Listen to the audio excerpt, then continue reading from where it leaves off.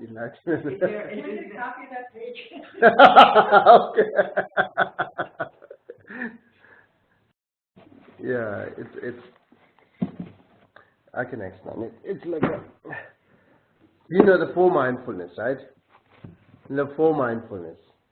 In 37 we counted four mindfulness, four perfect abandonment, four limbs of miracle, five power, five forces, seven limbs of enlightenment, eight noble paths. That's familiar, right? Eight noble paths. Yes.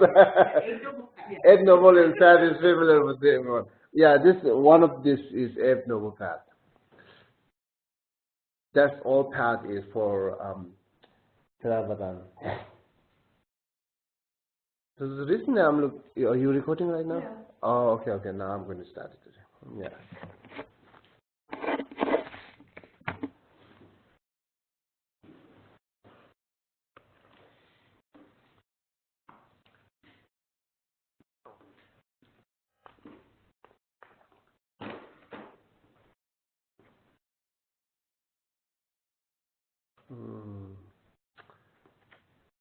Our subject is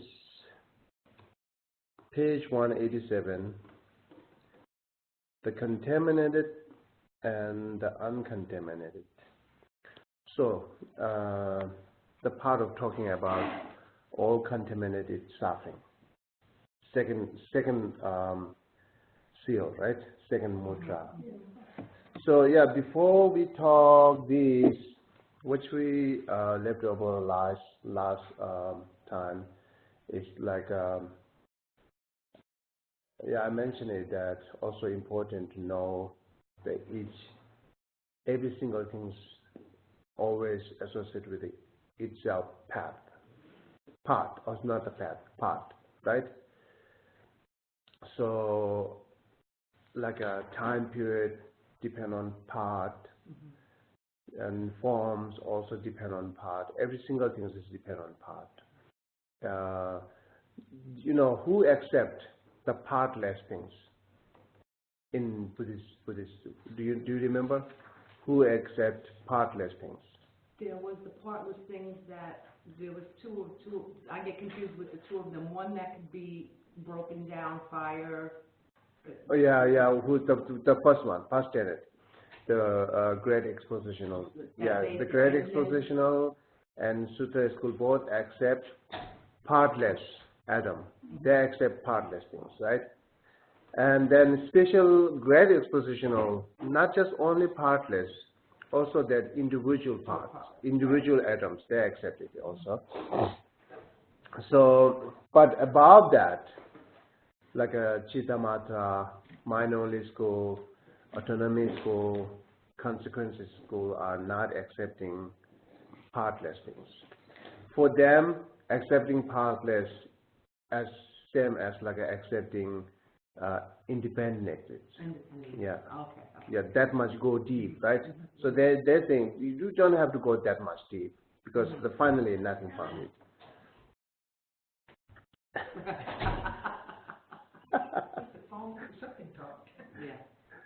Yeah, maybe she get a mobile accident, the pocket accident call, someone talking here.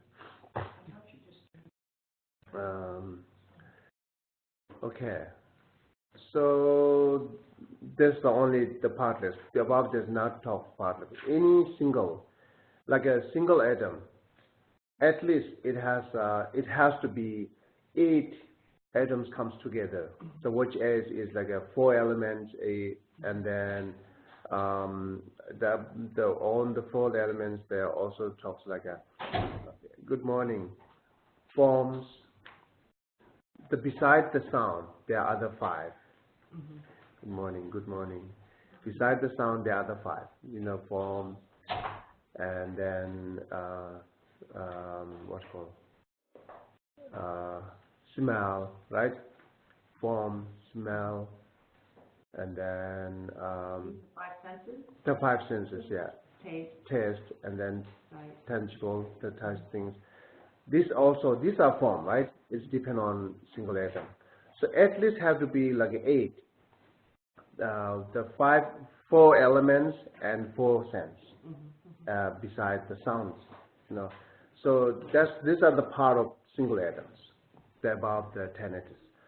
So then, like a time period also depend on parts, like I say year, you know, a lot of long part, like so a day has a part, second has a part. You know, we break like a 364, right? Even we can break it. So that's all the part of that, even like a settled time period, right? Okay. I just briefly mentioned you because we're talking about the Buddhist Tenant school. You know that? Okay. I don't know if it's helped you or not. It's a little more like a different view, different exceptions. Even the Buddhists, we have 4 different like a tenet school, 4 different philosophers tenet, which accepting different things. So that's the you know, our topic, and then this is the actually the 4th or 5th class, right? 5th class. And yeah, I'd like to mention again, all of you, when we talk like a non-Buddhist tenet, Buddhist tenet, someone feeling that is we criticizing, you know, these are accepting that, but you had no. So when we're mentioning about non-Buddhist tenet school, if you think it is criticized, why you not focus on Buddhist tenet school? We also talked, okay, the great exposition accept that, but they reject it from the above. Why not focus on that? So the point is, we're mentioning about this all different the philosopher tenet, their assertions, because we have to understand how many different there are, or which is more like a profound or real, you know. So it's part of that, let you understand, actually giving you many options, then let you think, okay, this said that, this said that, this said that, and this reject it, this reject it. You know, why is reject this? Giving reason, right? All these part is the part of learning. It's not the part of criticizing each other. You know, some people think that. I got a question from someone. So therefore, you know, you again, one more time repeating. If you think when you mention about the non-Buddhist tenet, their view, and then rejected by Buddhist tenet, it's blaming or the criticizing, and why you don't think within Buddhists there are 4 tenets, is rejecting each other. Even Buddhists rejecting each other, right?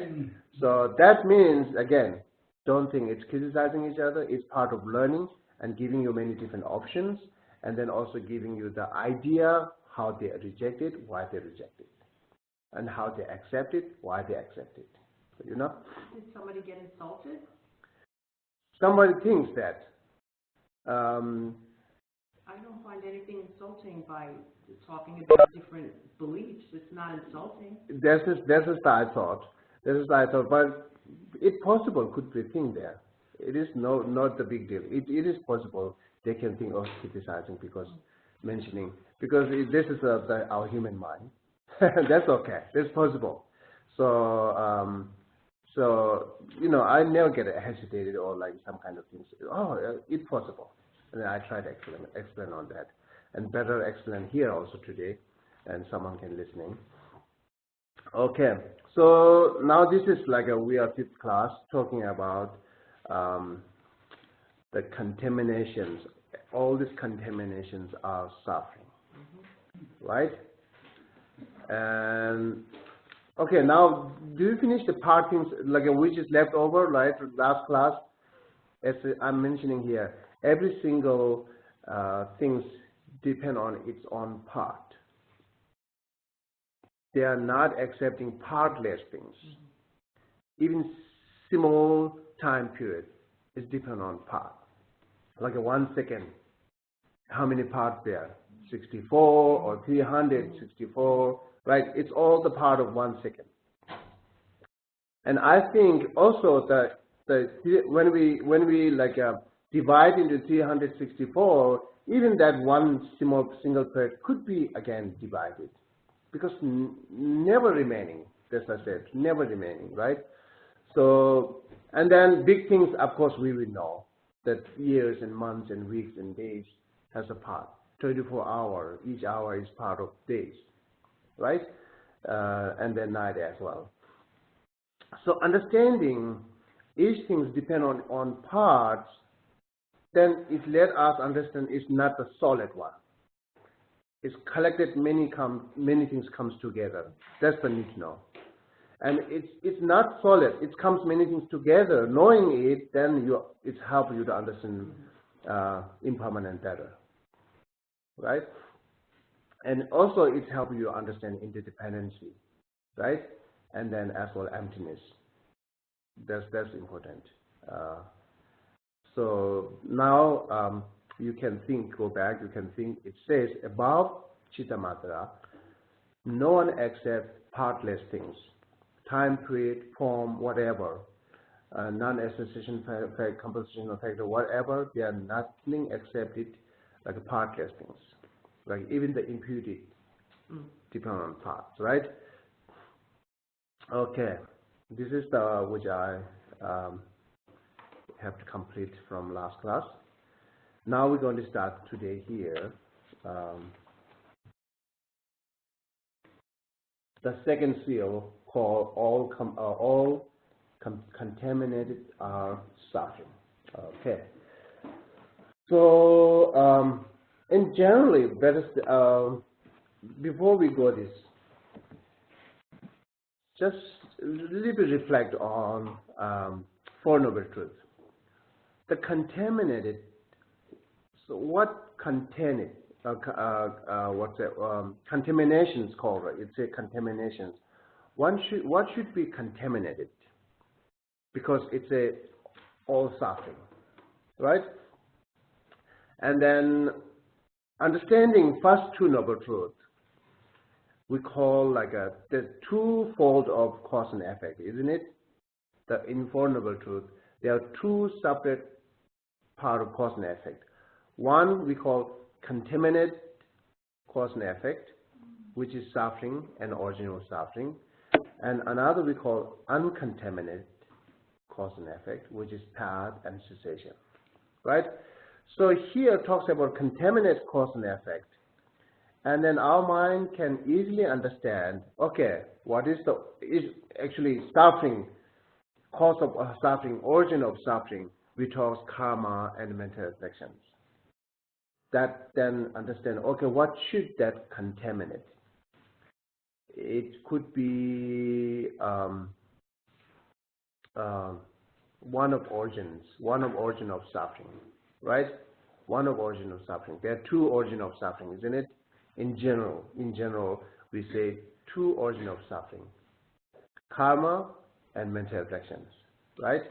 Karma and mental afflictions. So the mental affliction, it could be contaminated here, right? Sapa. Okay, let me see. What it says?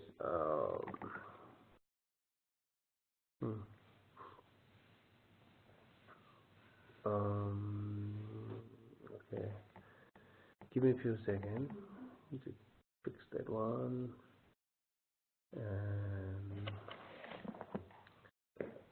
look at here dictionary. Sapa.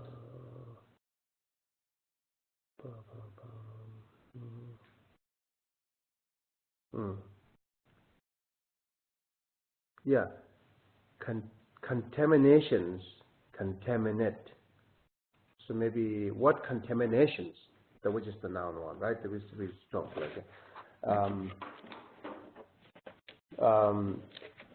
That's what I'm talking here. Contamination should be mental afflictions, because it's talking about origin of suffering, right?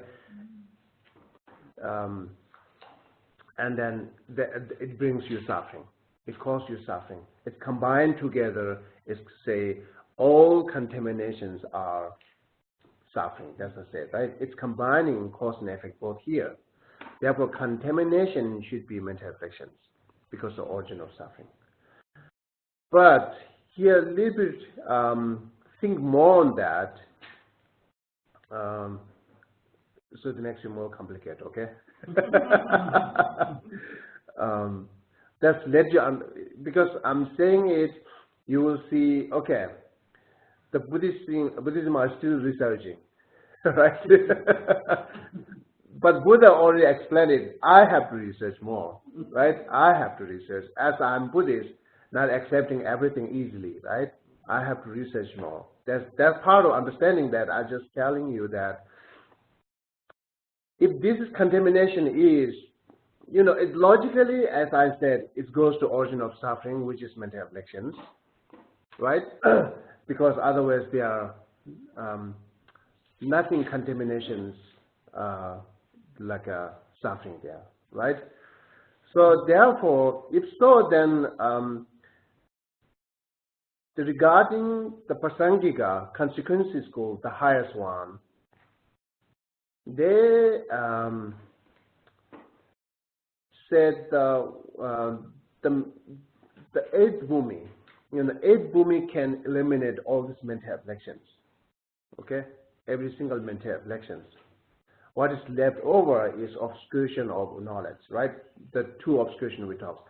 But whatever, the consequences school said, when we achieve the eighth bhumi, then it eliminating all these mental afflictions. But the contaminations form, contaminations mind still continues up to 10th bhumi. Part of that, if this is mental afflictions, and how can describe above 8th bhumi, still contaminations there, the contaminated body, contaminated mind is there, then what means contaminated? Because there are no more mental afflictions, because mental afflictions eliminated by 8th bhumi. And then how about the 9th and 10th, right? And also, the autonomy school said, this two obscuration, the obscuration of knowledge and mental affliction, both eliminated same time.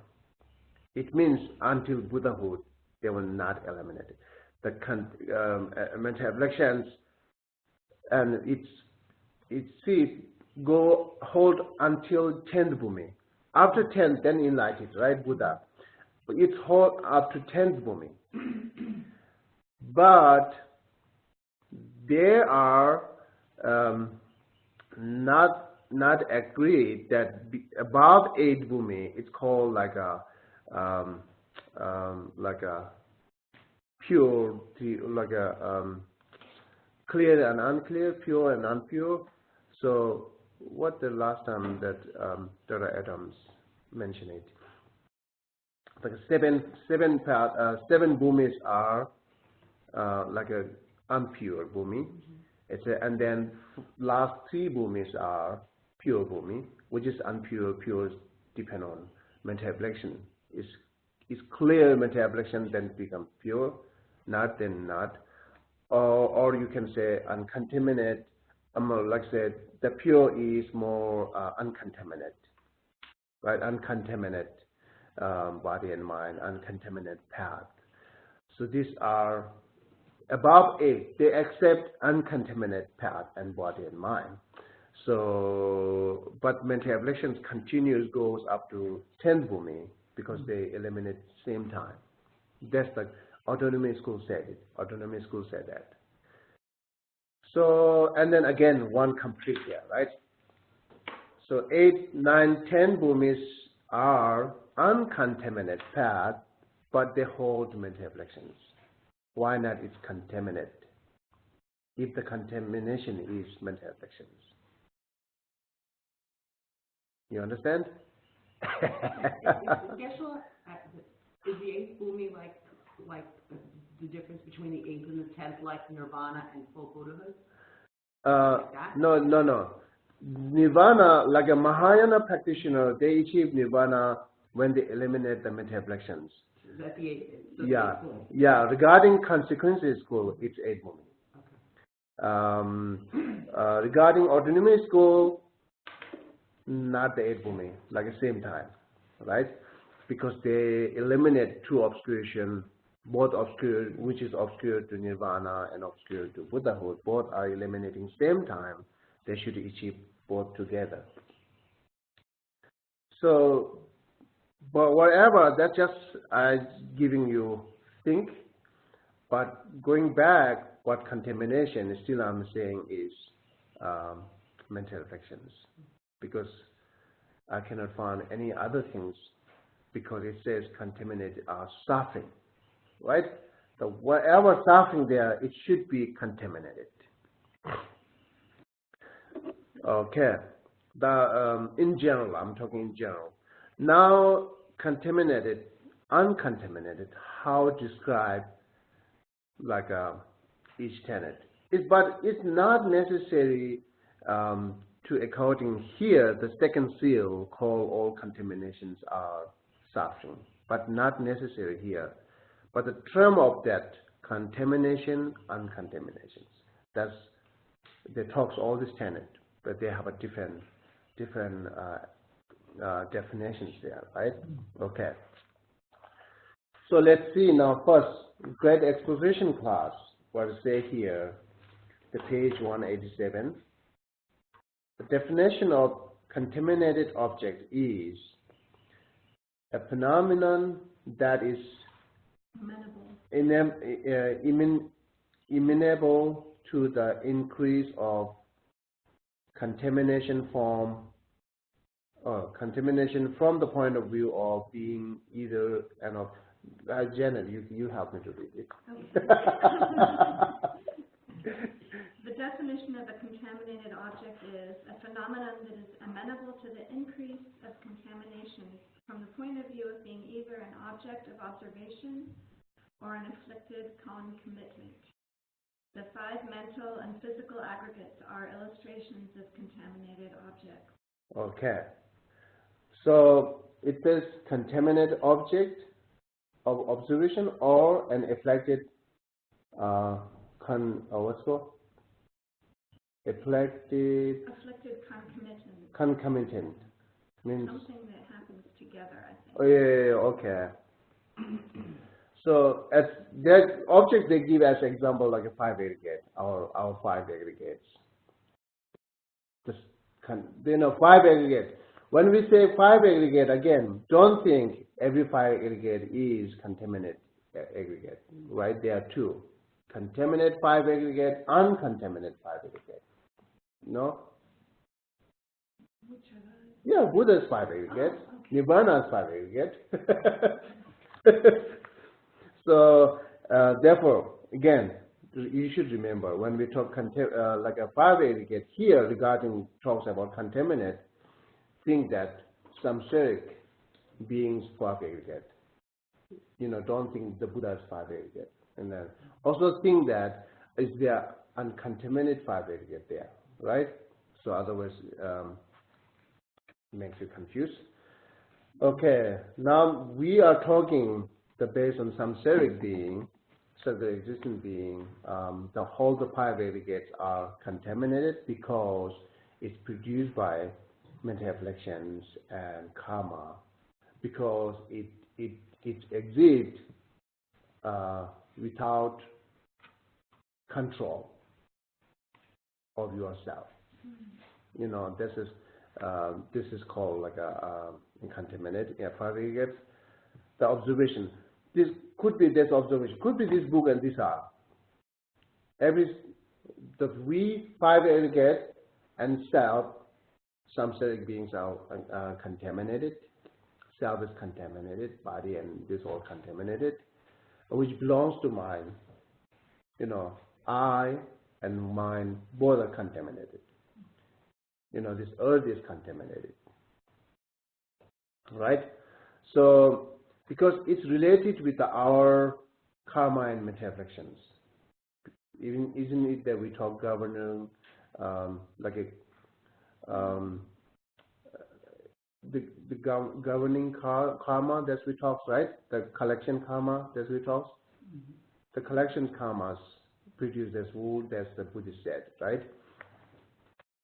Instead of created wool, right? Buddhist said it.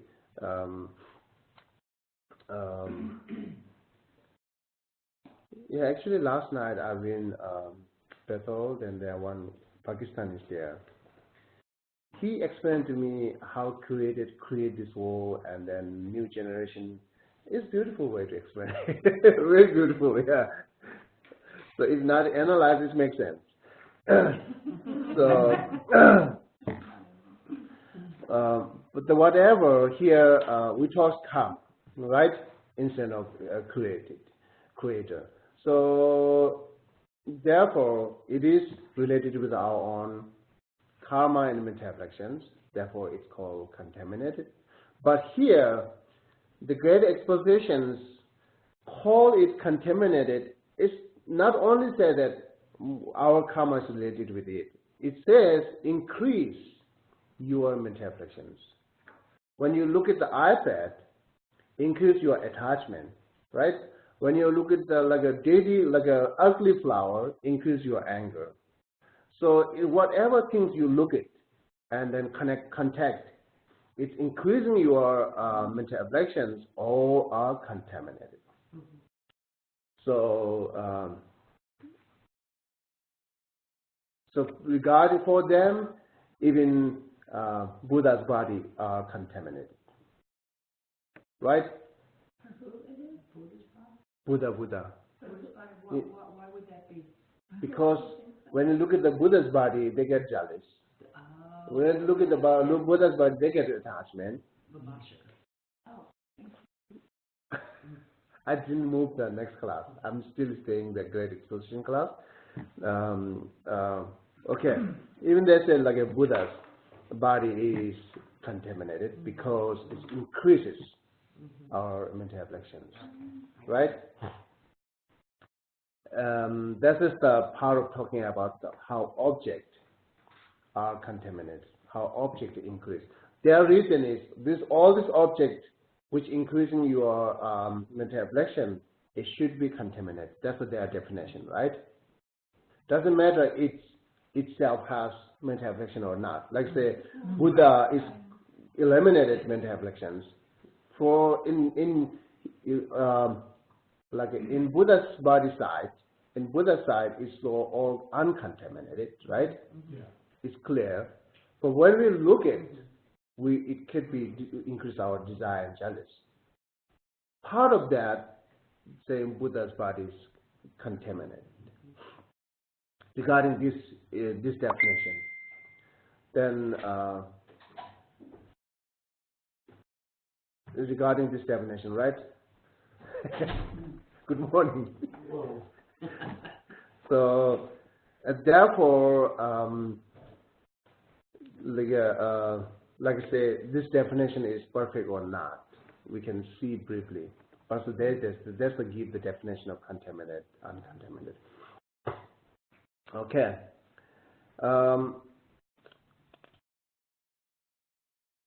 This is the example, like here giving the physical 5 areas example of contaminated, right?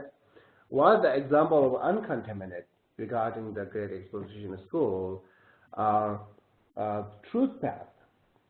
Truth path, I'm saying truth path. I'm not just saying path. Okay, it is, you should notice that. The truth path, what is different? I can let you know that. What is different between just path and truth path? The what is called truth path, which you see there like a selflessness or emptiness, see directly. Usually we call like a arya, right? Or we also another way is called seeing path. That's what we said it. So there, only the truth path. You know, here from compositional factor, only the truth path is uncontaminated. and all other compositional factors are contaminations. Contaminated. I mean all other, how are you going to include it? All other who? Compositional factor. Within compositional factor, that truth path from compositional factor, truth path is the only one which is uncontaminated, and all other compositional factors are, besides truth path, all other compositional factors are contaminated. So now, what should be there? All other contaminated. All other compositional factors. How you think? What is included there? Say more than this.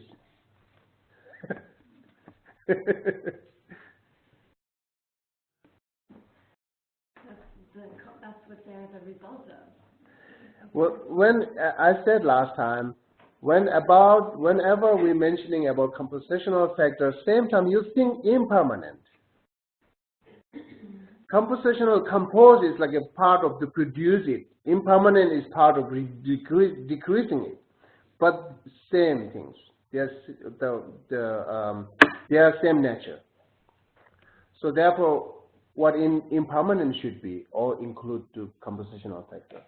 What compositional factor all include to impermanence. So how many impermanents there?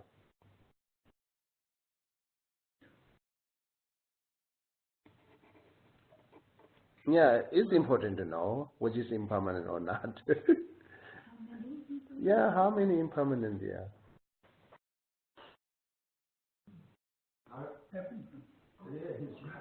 Yeah.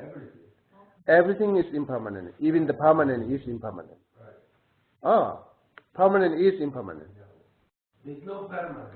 There's no permanent. Okay. It depends on the school again. There's no permanent, then terms, why use that from dictionary, permanent? Well, the dictionary, Buddhists didn't write the dictionary. The Buddhist mention.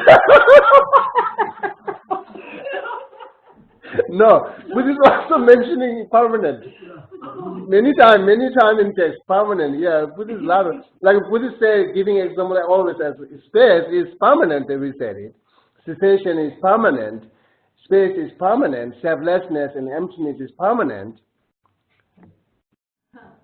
Yeah, that's what we said it. Repeat the examples again. Which one they say permanent? Cessation. Cessation of suffering? Yes, is permanent. They use permanent when you reach enlightenment, when you reach arhat, when you reach those levels, there's no going back. That's what they mean permanent. Yeah, permanent is not only that. Yeah, permanent is one part you can think that is unchangeable. But even like nirvana, my mind, when I achieve nirvana, my mind is not going back, but my mind is impermanent. I'm not going back there, but still impermanent. It's not the only reason. You're not going back to not going back to suffering. I'm free from suffering forever. Right, so that's permanent. No, it's not called it's permanent. If it is permanent, then my mind, when I achieve nirvana, that nirvana's mind is impermanent, but never go back. Nirvana's body is impermanent, never go back. So never going back to into suffering is not enough to describe permanent things, right? Which is remaining forever. When we say remaining forever, don't think it's not changing at moment. Oh, I see. Because continuum is there, right? Remaining forever means talking about continuum is remaining, but moment change is always there. But the cessation, even not moment change is there. Cessation is not changing movement. I don't know what means done. Not changing movement. So, and then also as well as space, which talks about the permanent. Now you say everything. Yeah, I can understand that. You say everything is impermanent. Yes, most of things you see, you feel, you experience, you hear, right? Most of which we're using in daily life, or impermanent. Began from my body and my mind, impermanent, right?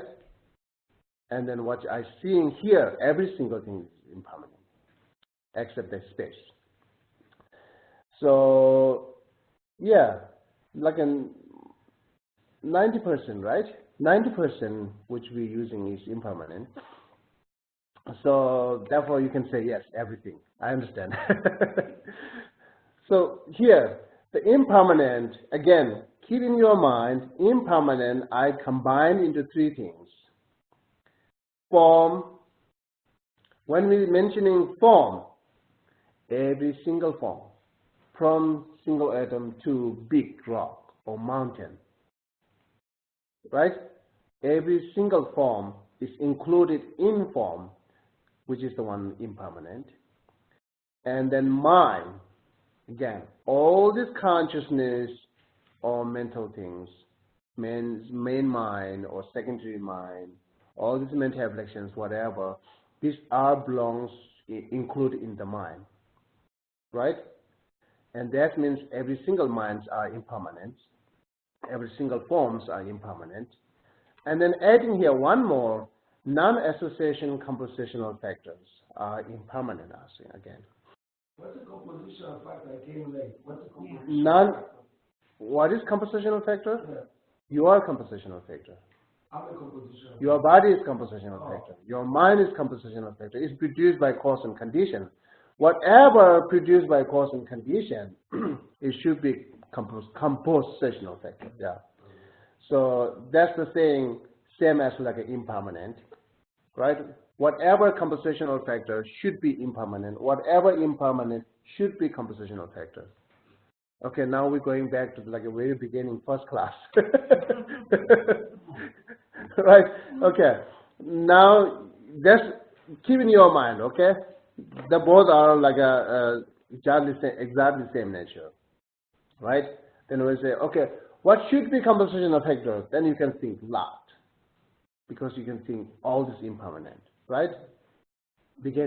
Start from your body and mind to all external and internal, which is involved in the mind, and then form, and then I'm adding here non-association compositional factor. Non-association compositional factor. What do you mean when you say non-association? Non-association compositional factor means it's compositional factor, but not the mind, not the form. Oh, Non-association compositional factor. Person, time, directions are non-association compositional factor. Okay? The person is not the body, person is not the mind, time is not the body, form, time is not the mind. That should be, it's still impermanent. Okay, every impermanent, every compositional factor, like combined with these three. Okay? And then each, like the form holds every single form. Right? The one word, don't make yourself confused. One word is not the only one thing, right? Form. When we mention form, it's one word. But how many different type of form? All you should include there. Your mind should be go there. When we say form, oh, okay, this all form. To small to big, short to long, right? And give you one easy to understand. Okay, form, again, what should be form? And then we include in two things, shape and color. Yeah, shape and color. Besides that, there are no form. Form should be shape or color. Easy, right? It's big, but easy to understand. Otherwise, you might go, okay, beside the shape and color, what form there? You might think that. Unless you understand easy. Shape and color. Whatever forms, include in shape and color. Okay? Do you found any other form there besides shape and color? Well, I heard you say that sound was form as well. Yes. Sound is form. Okay. So What she means is there's no shape and color with sound. That's what she's asking the question. yeah, I understand.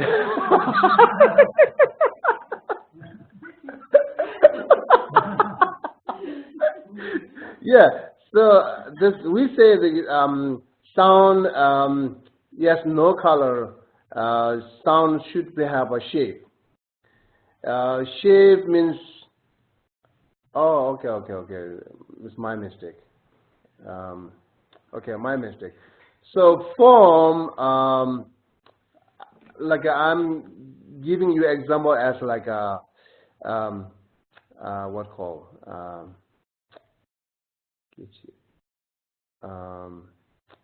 form faculties. That's I'm talking. Okay, the faculty form faculty. Let's say okay. The what is the object of five sense? What is the object of eyes? Well, how we say? You just saying form, right? But we adding one more here. Gechi. Gechi is kind of like a sense or faculty.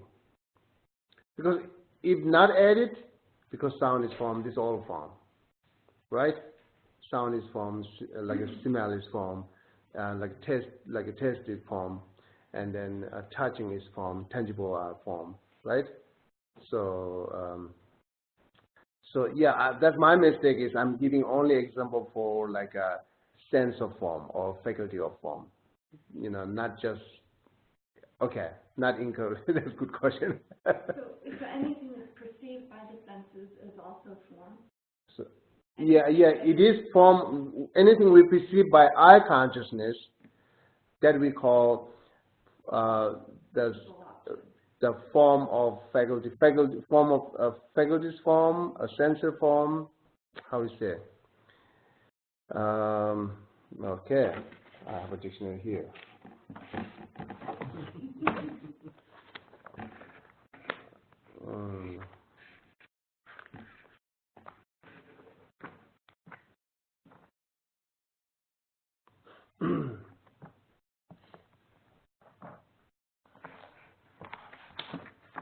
It is called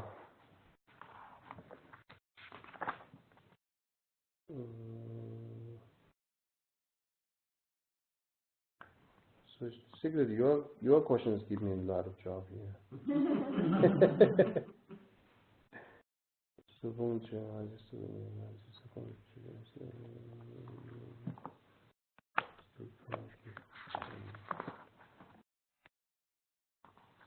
Okay, it's called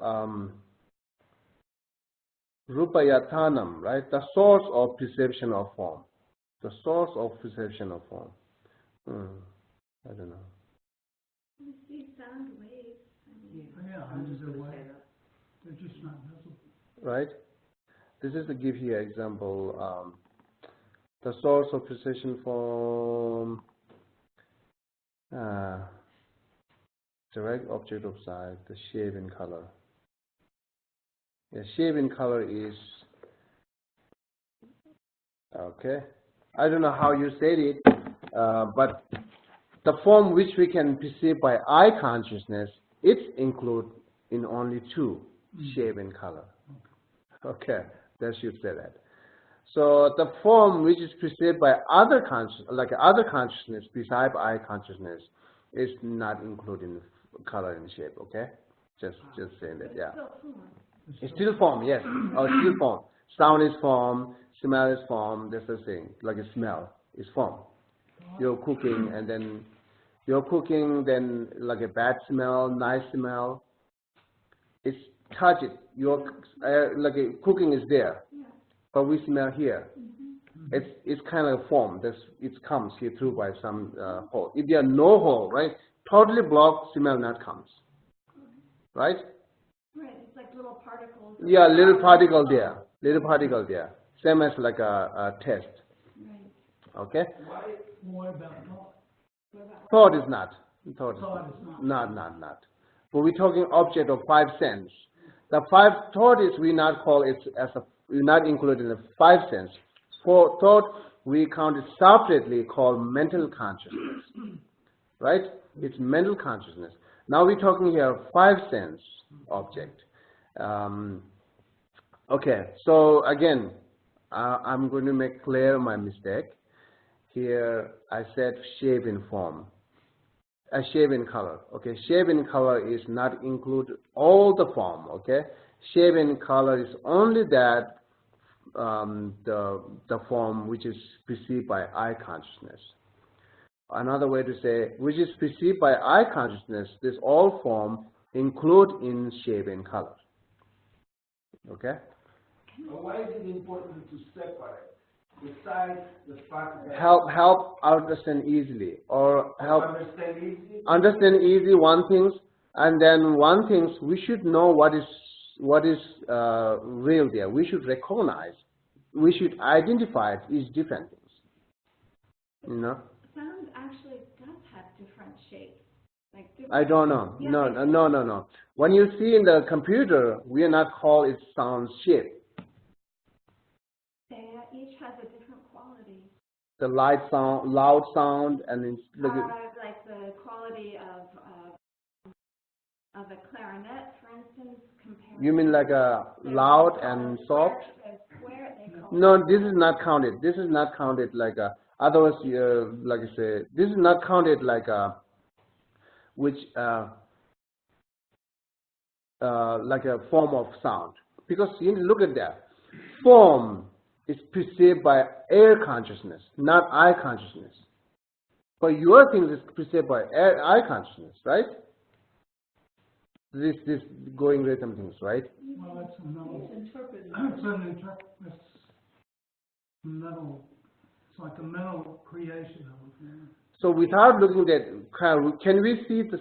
Can we see form like a sound through by eye consciousness? No. No, right? Only the air consciousness, isn't it? Mm-hmm. What do you think?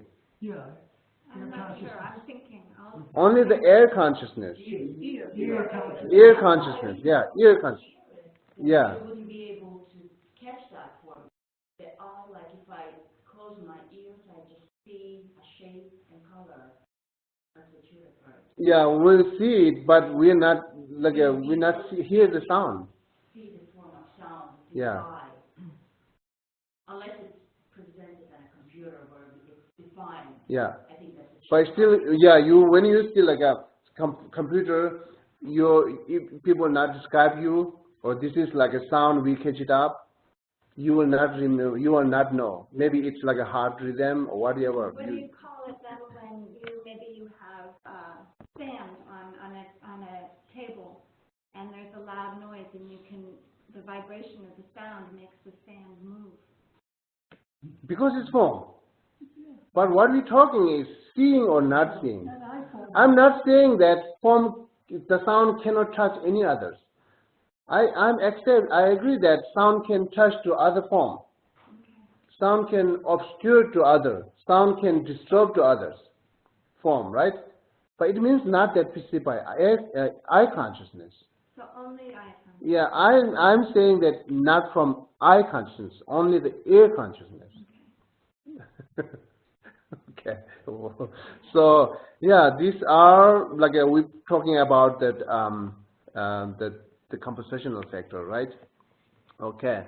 So it comes from that talking like a object of increasing mental reflections, which is contaminated object, right? And then say all these compositional factors are increasing, right?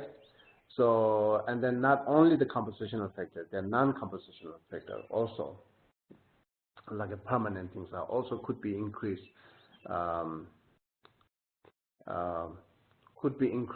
or mental reflections.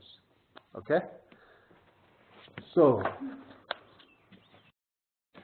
the next one is commentary of this, the definition and giving example. Just few things. That. Oh yeah, I remember it. So I just explaining the example of uncontaminated. That's I tried example it. Like I say, beside the true path, all compositional factors are. That's what we say, right? And from there, then we go on. So beside the true path, all compositional factors belongs to contaminated, and then only the truth path from compositional factor is uncontaminated for great exposition school. Did we get an answer to your question, what's the difference between true path and path? Yes, yeah. So I answer it. True path, we see selflessness directly. That's the true path. And then which not see selflessness directly is not the true path. This is only in the great exposition. Yeah. Great exposition school. We're still talking about great exposition school, okay? We did not move the next, yeah. So give me an example of seeing selflessness directly versus seeing selflessness not directly. Yeah, not directly is seeing like seeing selflessness with the image. It's not directly. If you have some thought about selflessness right now, it's only image. You just make it shape. Oh, look like this. Oh, look like this. You just made it up. It's image, which is perceiving through by image, not directly. Not what? Not directly. Okay, so how do you see directly? How do you see selflessness? How do you perceive selflessness directly? How? Meditation. Oh, through meditation. Through by meditation, yeah. So then go back to the path, accumulation path, preparation path, seeing path, meditation path, and no more learning path. So the first two paths is not the true path for them counted. And then from seeing path, meditation path, no more learning path. These three are true path. So these are the uncontaminated. And then beside these two, like a true path of first one, the accumulation path and preparation path are contaminated. And then all compositional factors are contaminated. Okay. So let's test you now. The true path, which is not uncontaminated, right? The path, which I said, path contaminate, not contaminate. The path, I said also, take it from compositional factor. So then, if you put back to compositional factor, where are you going to put it? The path. You understand my question? I mean, that's contaminated. There are numerous compositional factors, right? From numerous compositional factors, we take the path, true path. It's uncontaminated. But when you put back, if you put back in the three, I said, combine the three things, right? Compositional factor, I combined the three things. Where are you going to put it? The path. You mean the contaminated part, the accumulation? Compositional factor. Compositional factor. Path and the preparation path, is that what you're asking? Whatever path here. Yeah. Whatever path. First, we should know the path, true path or not true path. Both are we take from compositional factor, right? So one of three. So if we put back, where are you going to put? Okay, repeat the threes again. So three is form, Yeah. consciousness, Yeah. non-associated compositional factor. Okay, so you want to know where the true Yeah, one true. goes? All this path is where it goes. Yeah. The true one or the true one? Both path. Every path. Okay, goes to form, consciousness, or compositional factor. Non-association compositional factor. Let us say that, yeah. Where the path goes. Uh-huh. Consciousness. What are we taking? Consciousness. Well, what you guys said. It's going back to compositional factor. What Yeah. What are we taking from the true path? And putting? You got answer, yeah. It's consciousness. Oh, that's what we're taking from. Oh. Yeah. Path are consciousness. Sorry? Yeah. Yeah.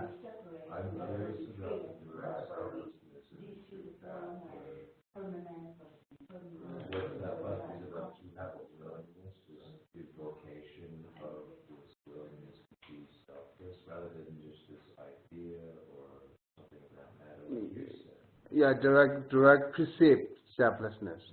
That mind, which is direct perceiving selflessness, is truth path, which is seeing path, meditation path, no more learning path, right? So therefore, I just let you understand, whenever we mention path, whether true path or pure path or contaminated path or uncontaminated, whatever path, it belongs to compositional factor within mind. It's mind. It's not the form. It's not the non-association factor, compositional factor. It is mind. Okay? So the both. Now text from compositional factor here. The true path is uncontaminated and all other compositional factors are contaminated. Okay. No more learning, no more learning. No more learning is Buddhahood. Oh, Buddha. Yeah. Okay. So then adding here. Yes, please. Sorry. So the true path is consciousness from selflessness. Consciousness which perceiving selflessness. Yeah. Mind subject which perceiving object selflessness. Yeah. So okay. Then this is the one example of uncontaminated. Now still we're talking about great exposition in school, okay? What they accepted. And then here they talks about here, I think talks about here, yeah, the path of seeing is completely uncontaminated, the one. Path of meditation and path of no more learning both have intents of a contaminated and uncontaminated path.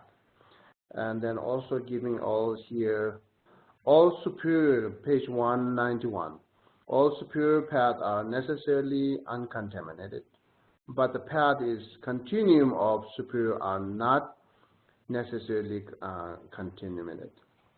This is because a path that is in the continuum of one on the path of meditation and has aspect of reflecting and the peaceful, or I'm looking at someone else.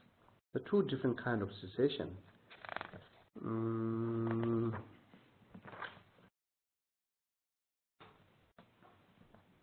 Other include. Is there any mention about the two different kind of cessation?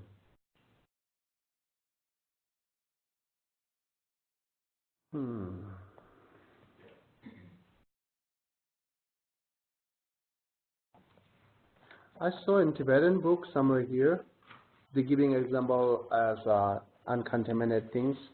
The path is clear here now, it's mentioning here, right? So which is truth path, which is seeing emptiness directly or selflessness directly. And other two there, two different type of cessation are uncontaminated. Whatever you say, cessation is uncontaminated. Okay? And then space is uncontaminated.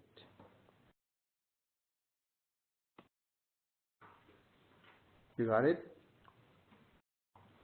Three things, right? True path, cessation, space are uncontaminated. When we say uncontaminated, I feel a little like, what contaminated by what? Mental reflection. Mental reflection. Yeah.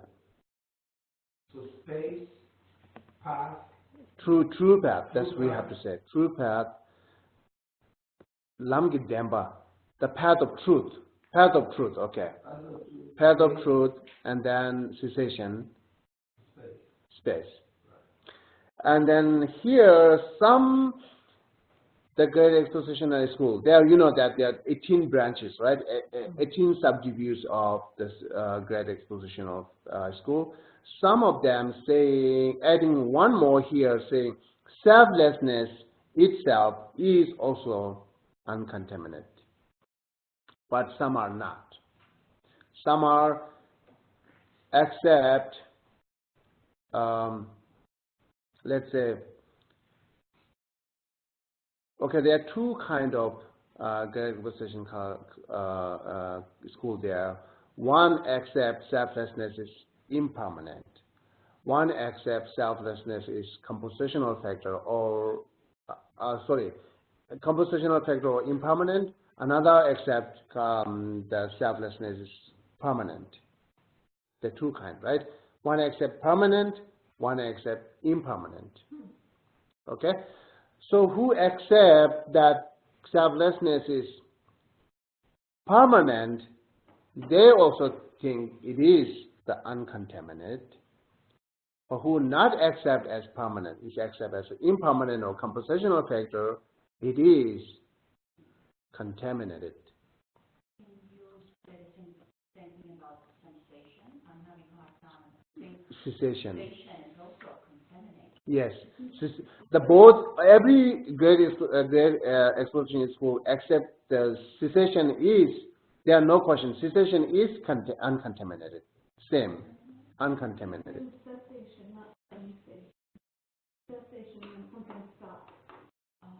Yeah, sensation you feel. Oh, I see. Okay. I see. Yeah, I don't get that part. Yeah. Okay. You know, the cessation, which is one cessation which overcome from suffering forever.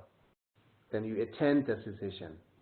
When you attain the cessation, then never go back, right? Maybe the self-exposition school that thinks about selflessness as permanent, maybe they look at it as the same way everyone looks at cessation, that once you reach selflessness, you can't go back. Maybe that's why they say that selflessness is permanent and non-contaminated. No. Because they look at selflessness, maybe no going back. Once you reach selflessness, you don't no going back. We're not going back. Where? To mental affliction. It is going back here. Actually, selflessness is antidote for the root of mental afflictions, right? Right. Which is self-grasping. Right.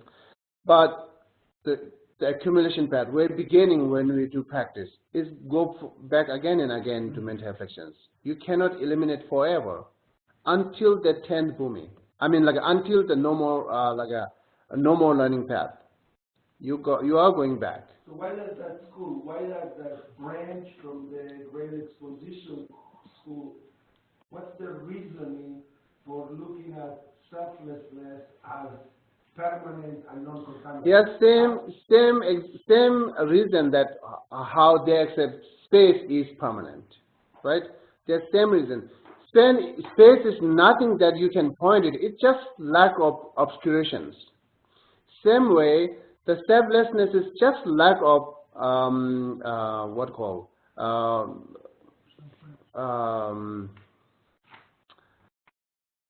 self-sufficient existence.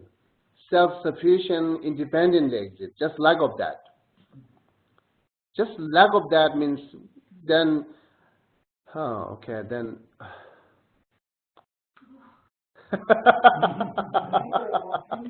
So because we need, it will be confused because you have to more learning about negative object, how perceive the negative way. But wait a second. We say, okay, open the door. It's positive. Close the door. Is this negative? No. It's when you say no. When we use the word no or not, what do you say? Not that.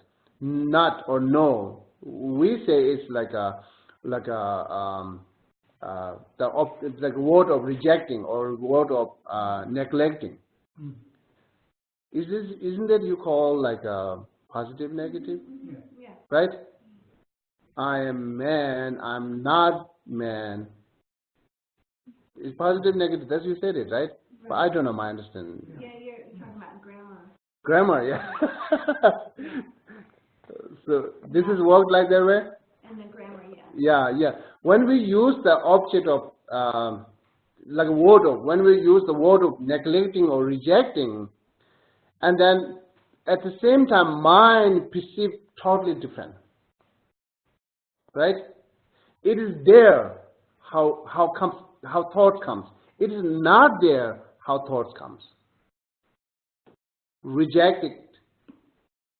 That's what you should learn actually. Without learning this, you will not understand that selflessness and impermanent, like selflessness and emptiness are permanent, as we said it. Because it's just lack of one thing. Besides nothing that, let's say, sometime we can say, open the door. Say word, open the door. But same time, indirectly we understand it say not close it. Right? Even not said it, not close it, but the word brings you that another thought, not close it. Right? So, and then your question is my pen is in your table? The I say there are nothing in your pen. It's no there. There's nothing, another thought comes there. Just done. And then, okay, my pen is not in the table. Done.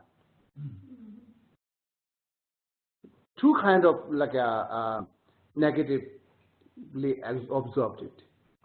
Right? Two kind of negatively observed it, which is using the not or no word. One is like use the word and then you understand something else at the same time. An example, open the door means not close the door, right? Or close the door means not open the door. You understand at the same time two different meanings. But we say pen is not on the table. Your question is not that general. Where is it? Maybe in table, not that. Your question, you're sure that if my pen is on table or not? I said no. Then just done. This is done. Nothing more thinking on that. Okay, my pen is not on table. That's done. So the two kind of absorb negating, two kind of negating, and two kind of perceive that negated things. Two kind of think that negative things. So, and then the emptiness and selflessness is kind of that kind of negated that it's a no pen here. It's done now. And then nothing thinking something else there. Right?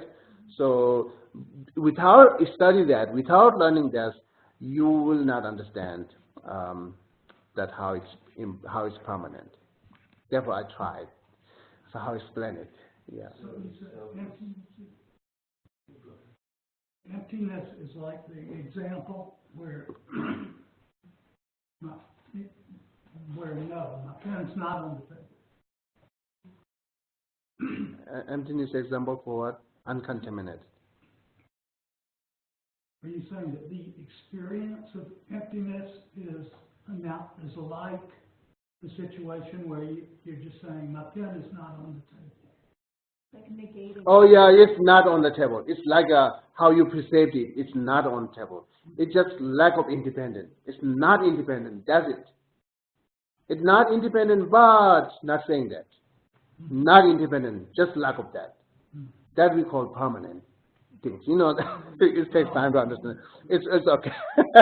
Just let you know that the Great Exposition accept like 4 different type of uncontaminated.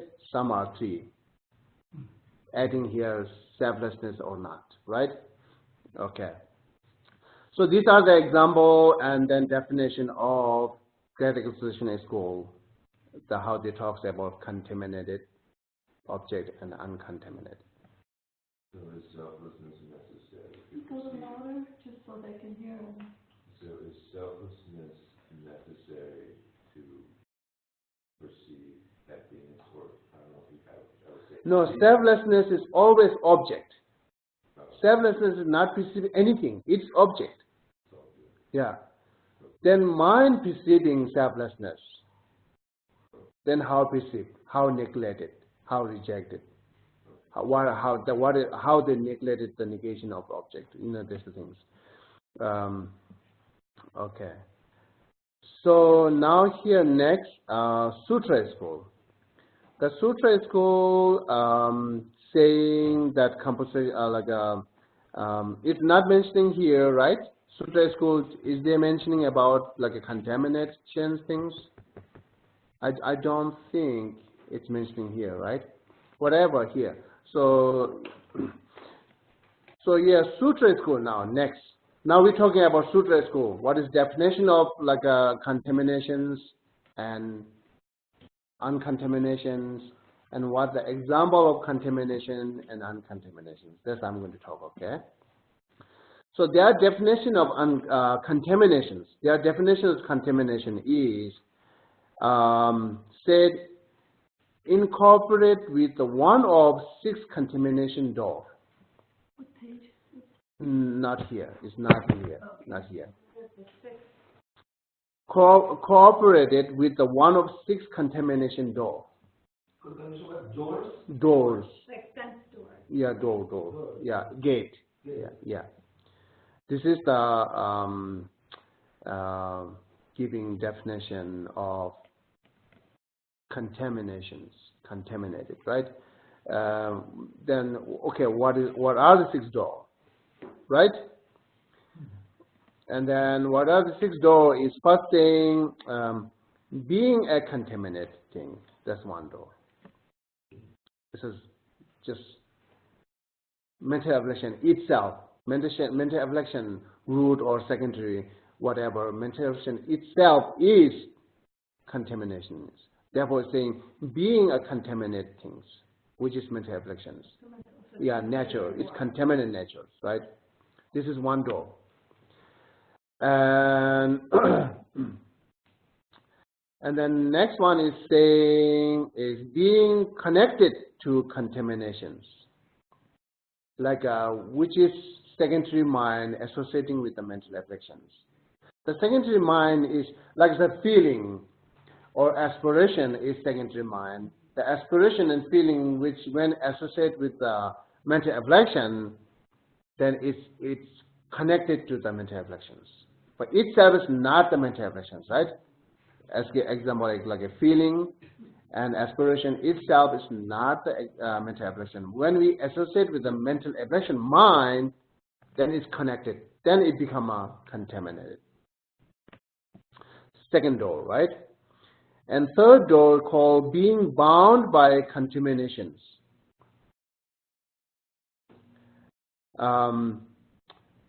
The being bound by contaminations means here say our the virtues, like contamination virtues, which is gives our life, samsaric life. That virtue itself is virtue itself is not really called is contaminated, but it is bound by, that virtue is bound by karma and mental afflictions. Therefore, it's becoming contaminations. That's the third one called being bound by contaminations, which is the virtues, karma. That virtue is bound by karma, virtue actions, and then also it's bound by mental afflictions. That virtue is bound by mental afflictions.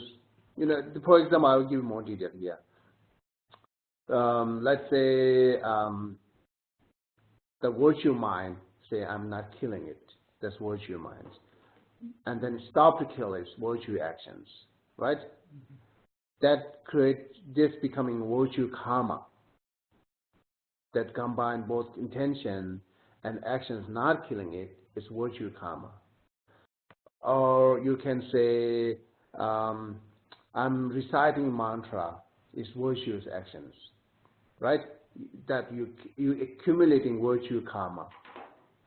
But with that, when the virtues become a seed to give you life, have to be associated with the mental afflictions and karma. That virtue is uncontaminated because bound by karma and mental afflictions. Just an example. Another third gate. And then fourth one, say being possessed by contaminations. Give example here, such as the inability to explode one's body, speech, and mind for positive activities. Ability to do what? Inability to exploit one's body, speech, and mind for positive activities.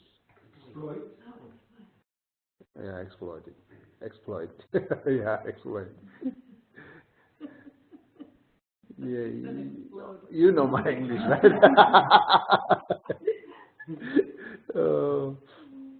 Okay, this is the fourth gate, and fifth gate is saying being similar to contaminations. And then giving here such as the form, sound, extra that are physical source of contaminations. Let me read my tip. I know what I give here.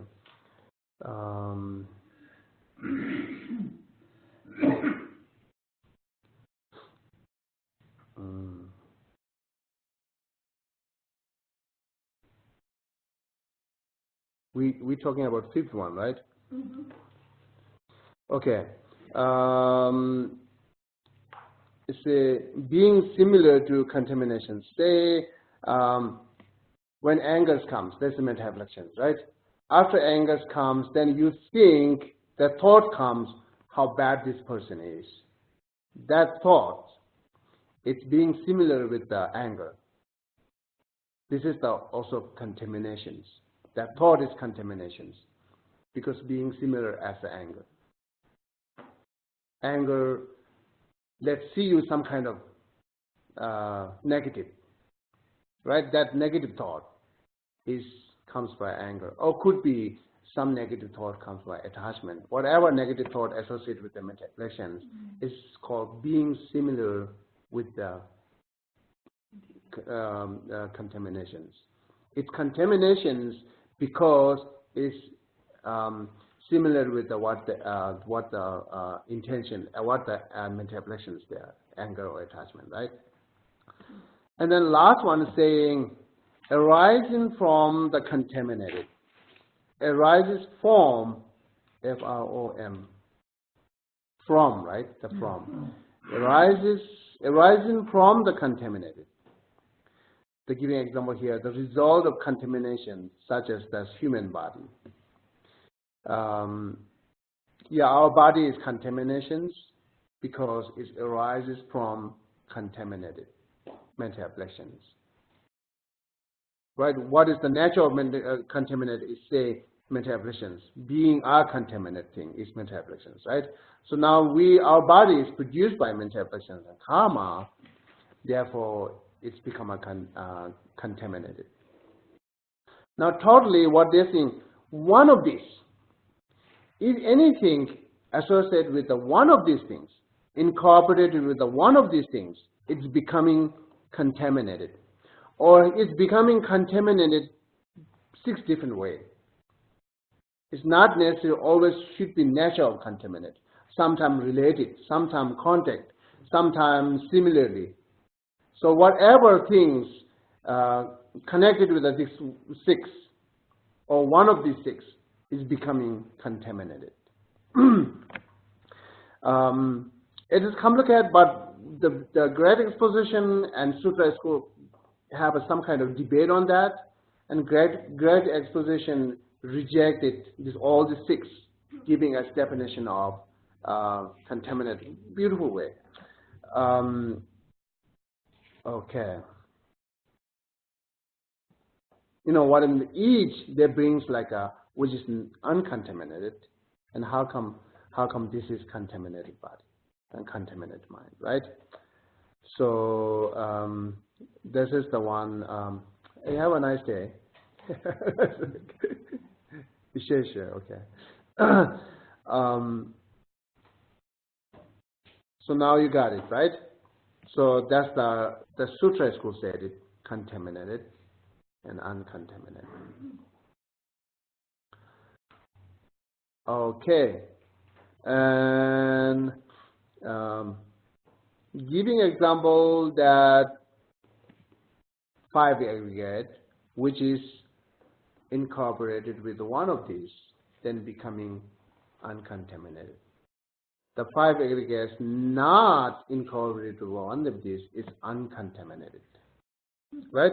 contaminated, uncontaminated, describe this incorporated with the 6 or not necessarily all 6 together. One of these is also makes you it makes it like a contaminated.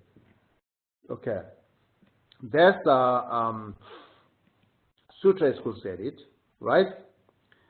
And then we're going a little faster. Okay. Now, mind only school. Mind only school. Mind. Yeah, I will wait. I can wait it. You can go to. Yeah, I can take question from you guys. Yeah. Do you have any question on that? Would we finish like a true Sutra school and get session? I just have a problem with this compositional factor Okay. definition. Uh-huh. Does that mean compounded things? Definition is which is produced by cause and condition. That's all composition. That's every. That's it. That's it. Yeah. Yeah. There's so, but complicated things here. We said cessation is permanent. Cessation is not the compositional factor.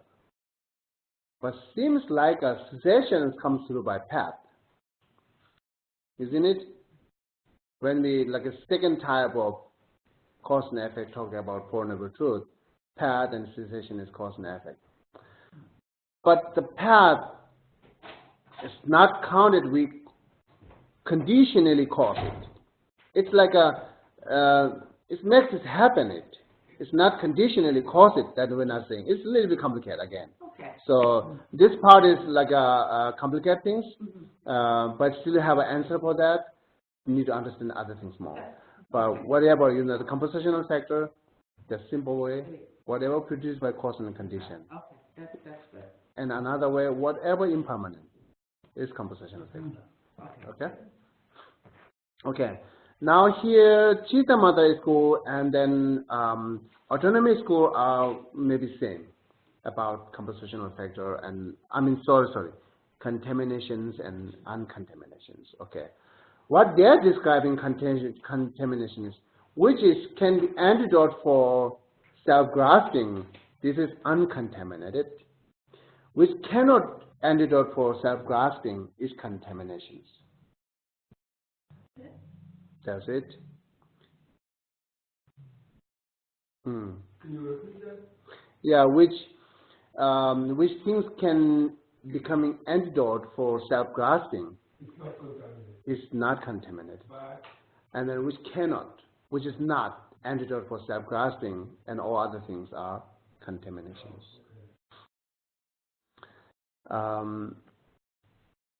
Yeah, this also have a little bit problem. You learn how to do debate, then you will find it, what the problem is there. Anything besides emptiness? Yeah, looks, not says emptiness just. Emptiness itself cannot become an antidote. We usually say emptiness is antidote, right? But emptiness itself cannot be antidote, cannot eliminate all its mental visions. The mind which is perceiving emptiness, its mind, this wisdom, yes, perfect antidote, right? So that can eliminate it. Therefore, always say, what is antidote? The wisdom of emptiness, or the mind which is perceiving emptiness. That's what you can say. Better say that way, instead of saying just emptiness. It's as a just object. Emptiness or selflessness is just object, right? Then mind should engage it, then becoming antidote. Then it can eliminate something. Otherwise, emptiness, if our mind is not functioning, emptiness always there. Right. We see it's not antidote, not eliminating our mental evasion, even if there, even with our mind nature is emptiness. Even if it's there, cannot become an antidote for eliminating mental evasion because we not realize it, we're not perceiving it. So therefore, what is antidote is, which is antidote is mind which is perceiving emptiness. or realizing emptiness, that mind, and becoming antidote, that mind can eliminate it. So, okay, therefore, what is antidote is the like a wisdom of emptiness, wisdom of selflessness, as you can say that. So this is the how explained by Chidamata, Mind Only School, and Autonomy School, Swatantrika, right? And then now Prasangika School says contaminated, uncontaminated is a little bit different. At a simple way, say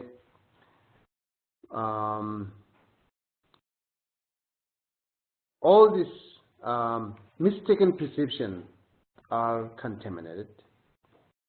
Mistaken perceptions are contaminated, or not mistaken. Then mistaken perception is we not count every single mistaken perception. Okay, we like say our eye consciousness sees some tree looks like a human.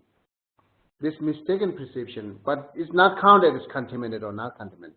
Mistaken perception more the regarding or associated with the reality. You mistaken perceive reality, which means like a mistaken perception, like you perceive every single thing's independent exit. You perceive every single thing comes from their own self. That is the mistaken. Whatever consciousness, right? It's like associating with perceiving, mistaken perceive, which is perceiving independent exit. That's all contaminated, which is not contaminated. A point of that is very few are found it which is not contaminated. Because most of our mind, all these five sensory and mental consciousness, whenever we perceive object, whenever we contact the object, it goes automatically. It goes with seeing at its inherent existence, mentally or eye or ear. It's perceived independently exist through by five sense or mental consciousness, both. We cannot make separate things and independent exist. Whenever things perceive, immediate seeing is or thinking is independent exist. But not describing that way, oh, it is independent, not saying that, automatically, yes, it is, that's the thing, right? So, so whatever things that perceived by mistaken consciousness, the mistaken on reality, that all contaminated. And then, which is not contaminated, look at first, then you can find the all other contaminations, right? Which is not contaminated, we say, you know, the ecopause meditator. Ecopause, meditation ecopause, which is totally absorbed only on emptiness and not perceiving anything else. On ecopause is, yeah. Your mind is observed on the reality, ultimate truth, emptiness, and then perceive only this. And then your mind and that object kind of like a non-dualistic, kind of become a non-dualistic. That is uncontaminated. This is not the contaminated, right? Because this is nothing to perceive mistakenly. It's nothing mistaken perceived. It's never become a mistaken perceive of reality. It's never perceived anything that independently, because it's too much absorbed in emptiness and become non-dualistic with the emptiness, that mind. So I can practice, like everything I see, I think I can always tell myself impermanent, dependent origination. So I can I can practice by everything I see, I think I add to it impermanent, dependent origination, impermanent, dependent origination. Is that a good practice? Is that helps? Yeah, it's help. Okay. Oh yeah. You know what I mean? You understood my question. I think so. in order to not to see things as independent and not to see things as permanent. Okay? Okay.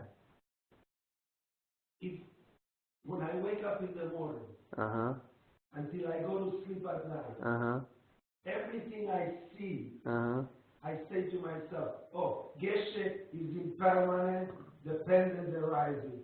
Sigrid is impermanent, dependent. The chair is impermanent, dependent, arising. So I keep saying to myself all day long, everything I see, I see. Help. It's help. It helps. It helps you to awake on these things.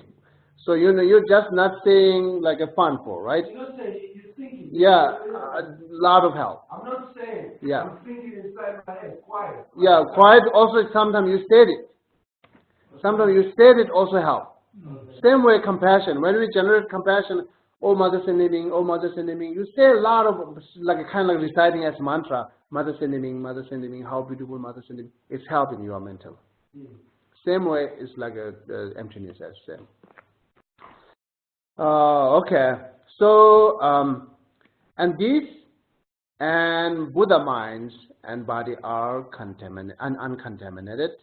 Beside that, all path from accumulation path to 10th bhumi contaminated. Okay? Contaminations. But you have to make make sure that I said like from accumulation path. Of course we are human. I'm based on like some Samsaric being nothing said, there's no question. Samsaric beings no question always perceive inherent existence, right? Now we go through by the practitioner of the accumulation path to 10th bhumi, which mind perceiving like a mistakenly of reality, that's all contaminated. But there are mind there from accumulation path to 10th bhumi, some mind there, right, which is not perceiving mistakenly reality, which is Ekopos mind. It's an being mind. It's not the Buddha mind. It's like a being mind. Sentient being minds, living being minds, which is Ekopos on meditate, on emptiness. This is not contaminations. Not contamination. So, right, you don't have to look at uncontamination only on Buddha's quality. You also can find uncontamination things from sentient living beings, which is Ekopos mind. Ekopos mind. How do you spell Ekopos? E-C-O-P-U-S? Q. I think Q. E-Q. UI. Yeah. Oh, Equipos. Yeah. So that's the things. Therefore, Prasangika said that. Okay.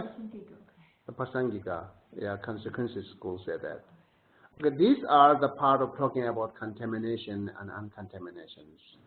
So, in learning that, so you before you like rejecting each definition, you think with your experience, right? Like actually, the great exposition definition is cannot totally rejectable. Sometimes it worked, right? Because there's, I said, there's book, this laptop, a human, carpet, everything, increasing my mental reflections, right? But every single thing is not increasing mental reflections. They are part of that. It cannot give definition because some are they are not pervasive their definitions, right? But at the most of things, for us, that definition is good. But that definition is not the perfect because it's not perfect to all these contamination things, right? Or whatever definition you give is not necessary contaminations. Or yeah, like say Buddha's body and mind is not contaminations, but the definition goes there could be increased mental reflections, right? That way you look at find it out more contamination and uncontaminations, and finding contaminations as the same you're looking what is suffering, okay, and finding uncontaminations same as you're looking how I can freeing from suffering. It's related to your daily practice, actually. Right? Okay. So, but you know, then also that you can more analyze that first two school. The definition is a 6 door. Each door you look at. Yes, it is. This mind, aspiration mind, is itself not the contaminations, but when it's associated with the anger, it's becoming contaminations. So and then my mind, actually, nature of my mind is clear. It is not the contaminations, but when the aggression arises on my mind, then it's becoming contaminated. Therefore, our minds called contaminated. When our mind, samsaric being mind and body, both called contaminations, so this means not that every single quality is contamination, right? Nature of mind is clear. Nature of mind is clear. So it's not counted as contaminations. But generally, say mind is contamination because every single time, associated with the mental afflictions, every single time, perceiving mistakenly of reality, every single mind doing it. Therefore, always being as contaminations, because we always associate with some kind of negative things. So understand this, then you know how to practice, how to do this, how to deal with it. This is bad part, this is good part, you know. Okay. So we have 30 minutes before I start next one. Next two, I'm thinking like talks about the path. Each the Tenant school, how they talks about the path of enlightened, and then what is the basis of path is Buddha nature. People say this Buddha nature, but you can say Nirvana nature, Buddha nature. Not always necessarily Buddha nature, but Nirvana nature. So these are that I will talk later. These are more we're going to talk. Then I'm going to talk first how many different exceptions there are about the path for enlightenment or achieving Nirvana. Okay, if you have a question, I can take that. So, okay, just make it summary. What we talked about before? True school. Yeah. Let's say Vivashaka school, great exposition is school. What do you understand about contamination and uncontaminations?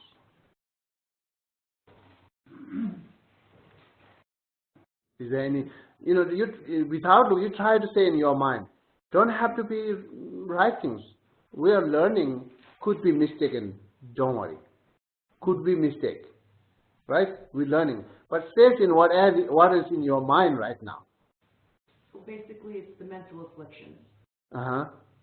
Mental affliction is contaminations. Yeah. Contaminated in both those schools. Both the school, yes, both the schools, yeah.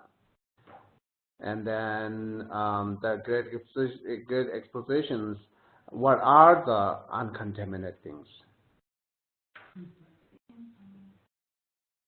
I mean, the permanent. True path, yes. And the permanent. Same thing, right? A space, yeah. Permanent, yes, you can say. But maybe go with more detail, help understand better. Otherwise, just permanent, yeah, then it's more complicated. How to become uncontaminated? Cessation, yeah, cessation. And then, is there any path belongs to contaminations? The first two. Yes. Yes. Okay.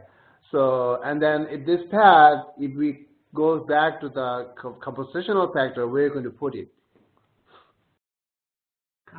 Consciousness, mind. Yeah. Okay. This is the briefly summary of great expositions, and then what are the contaminations in Sutra school? And then giving example, what are is uncontaminated. Yeah, complicated to Yeah, say. it's a little more. Or what are the contaminations though? The 6 doors. The 6 doors. Six, Anything- yeah, Contamination doors. 6 door itself is not really called is contamination or uncontamination. 6 door is caused you became something contaminations. 6 way, or another way to say 6 way to becoming contaminations. And whatever associated with one of these 6 door, your whatever things, minds or form, whatever, is becoming contamination because it's associated or incorporated with the one of 6. Right? So, okay, it takes more time, reflection on that 6 things. And then give more example from your side.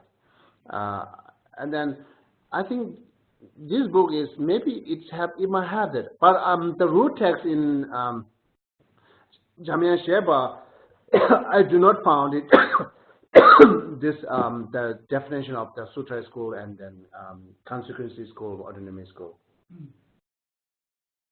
Okay. So then do you have any question on that? Are you clear? The fourth door of the contamination, that's the one about exploiting. I didn't hear the rest of it because I was confused with what. The 4th door is being possessed by contamination. Right? Such as the ability. Such as the inability to exploit one's body, speech, and minds for positive activities. Oh, thank you. Yeah. So, Or I can send you this copy. This is one of the dictionary here. This is dictionary. I can send you one of you, then you can share all, right?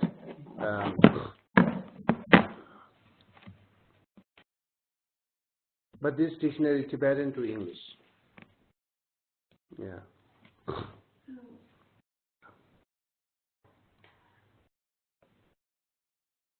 Yes. There's the Chittamatra and autonomy school, that they're being the same, and the Prasangika. The uncontaminated is that non-dualistic, where Yeah, you can say that. Non-dualistic with the like a reality, ultimate truth. right. And so in the Chittamatra and autonomy, it's the whatever's the antidote for self-grasping. Yeah, yeah. How is that different? Yeah. So this is big difference. The one simple things, the Chittamatra and Sautantrika have a more uncontaminated, like which is perceived by image, not directly. Like a selflessness, which is perceived by image, itself also uncontaminated. Right? Because it's antidote. What's an image of? Image of our ultimate truth. It's the image of emptiness, and the image of reality.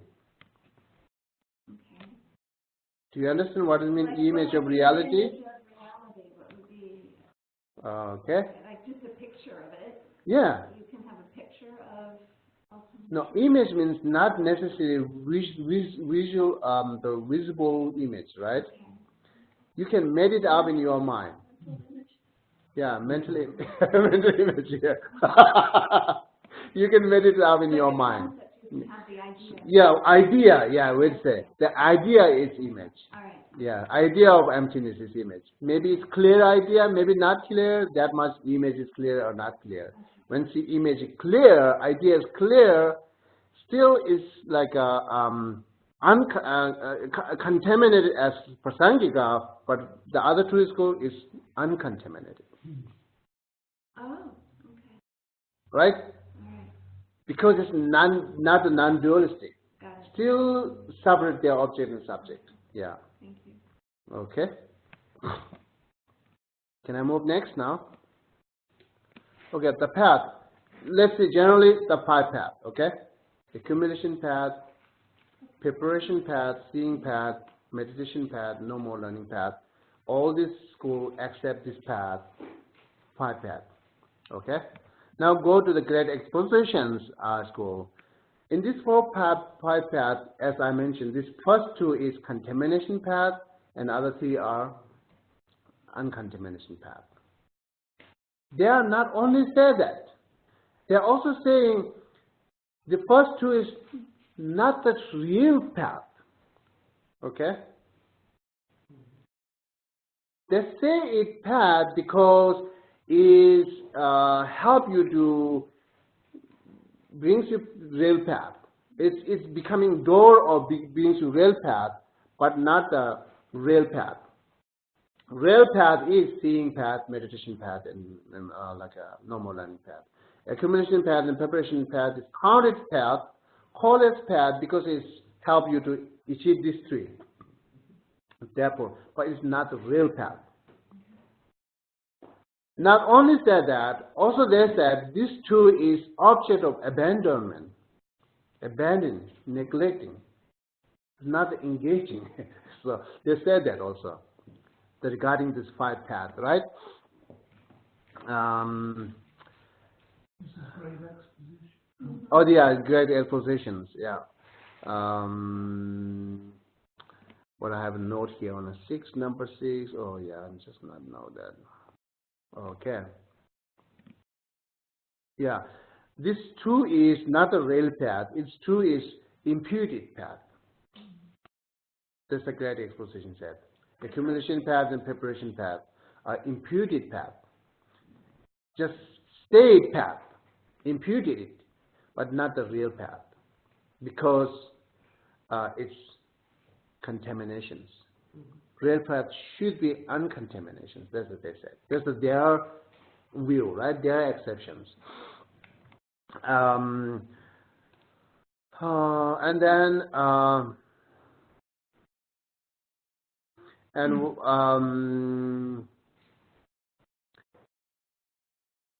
then what are the paths?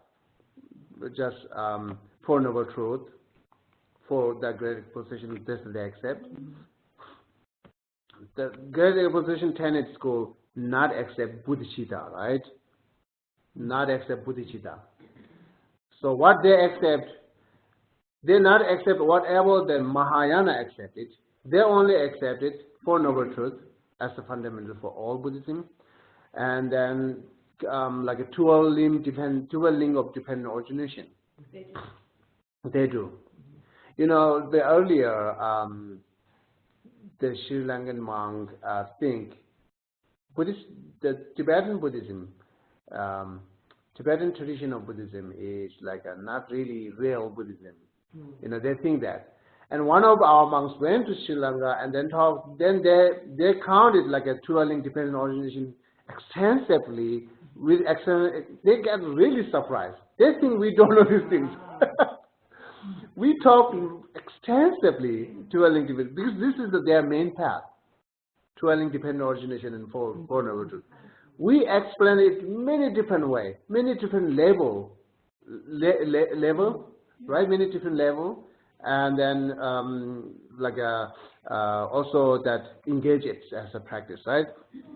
But whatever here, these are their path, and then including here called 37 factor conducive to enlightenment, or 37 factor enlightenment to enlightenment. Okay, 37 factor to enlightenment are the path for both Great Exposition School and then Sutra School. And then say, what are the 37? I'm not counting the 37 one by one. I just give you main categories are, right? So the main categories are saying four noble, four mindfulness. Okay, the four mindfulness. You got it? And then four perfect abandonment. That's what they said. Four perfect abandonments. Now it become an 8. Okay, we're counting the 37. And then again, four limbs of miracle.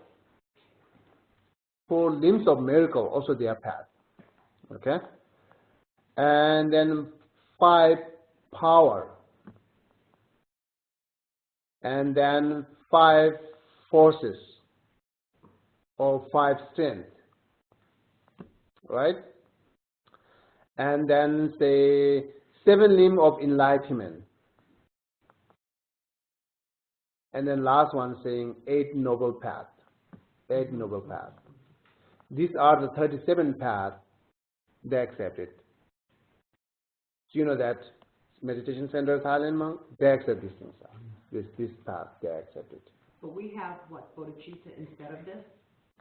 Based on that, Based we on cannot reject all these things. We need to practice it all. We have to practice this all. Based on that, then we are adding bodhicitta, right? And then deeper emptiness, like a subtle emptiness. That we are all adding on that. So this all this part of view I'm talking the next time, right? I'm just talking the part of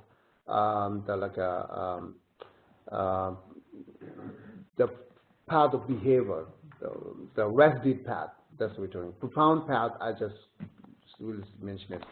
These are the paths for that, right? Okay. Sorry? For mindfulness. For mindfulness. For mindfulness, yeah. Does the book detail each one, the 4, the 5, the 5? Yeah, yes. But we do have in Tibetan. This is dictionary. Okay, you put the one you only. No. So where do I get the 37? You can go Abhidharma book, which is, you can ask better for them. They have this book, yeah. Abhidharma book, and then what called the Asanga's book, compendium or collections or something, right? Asanga book. Abhidharma is Vasubandhu book. Abhidharma Kosha is Vasubandhu book, right? You can find more detail with that book. This all this 37 factor of true enlightenment. Very useful. So it's special, like the last one, 8 noble path. You can use as your ordinary being, even you're not looking at enlightenment, right? Right livelihood and this, all this and that. So you can use as ordinary beings. It's very useful. So we learn this also, like at Abhidharma Kosha, we're learning 2 years in our monastery, as same as we're learning that Theravadin's path or like a Lord Tenet's path. Yeah. Okay, these are the paths for great expositions, right? Now go back to Sutra school. Same the 5 paths, but all 5 paths are real. Nothing imputed path. All the 5 paths are real from Sutra school to Prasangika. All 5 paths is a perfect path, real path. And definition of path. Okay, this okay. Mind only? Yeah. Sorry? From the sutra to the mind only school, did you say? Sutra to Prasangika, up to Prasangika.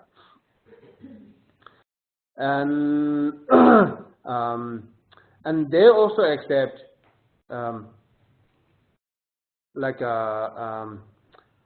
okay. Yeah, they both like a great association and Sutra school not accepted 10 bhumi. Only the 5 paths, not 10 bhumi.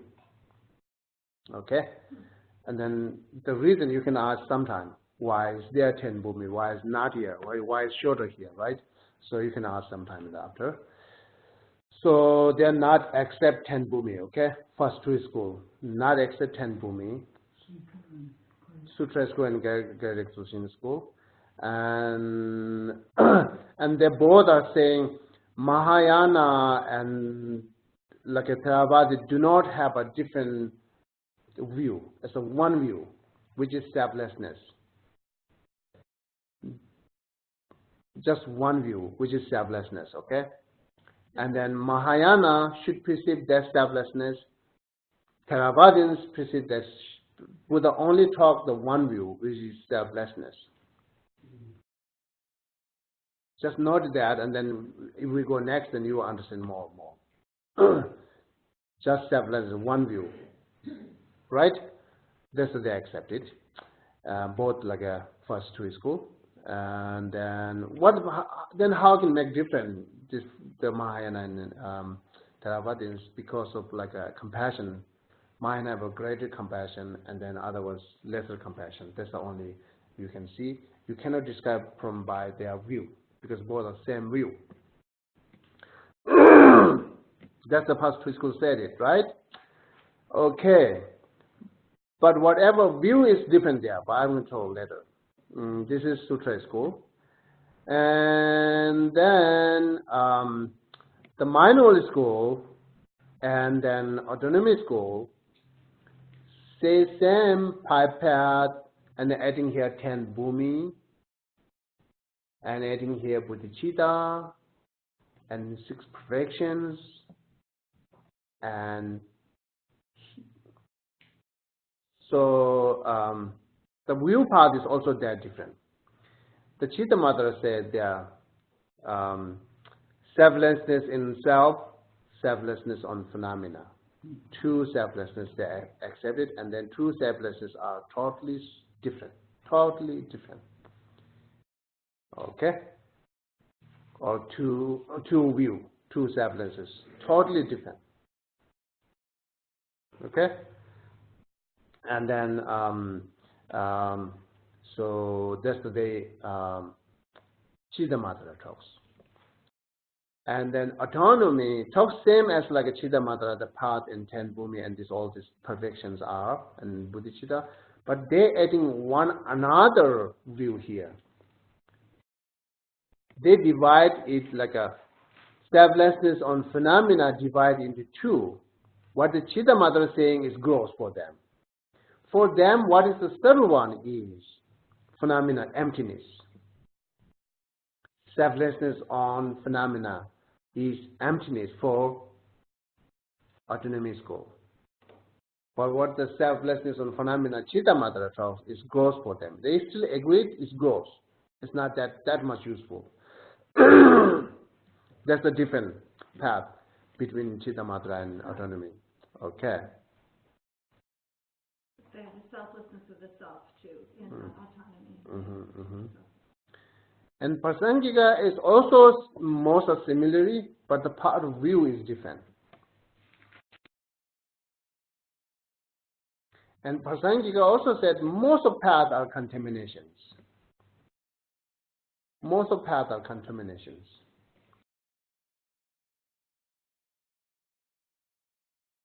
%90 of paths are contaminations, and then 10% of paths are uncontaminations. That's the Prasangika said. They say which 10% is not. Yeah, Ekopo's mind, Buddha's mind, few are there. Yeah. Okay, these are the regarding talking about the path. How come talks here the path? Because we need to talk like uncontaminations things. The uncontaminations, most of the things goes with the associated with the path, which is antidote of mental afflictions, or which is freeing from mental afflictions. That's the brings path here. And then talking as a path is also necessary to talk the basis of path.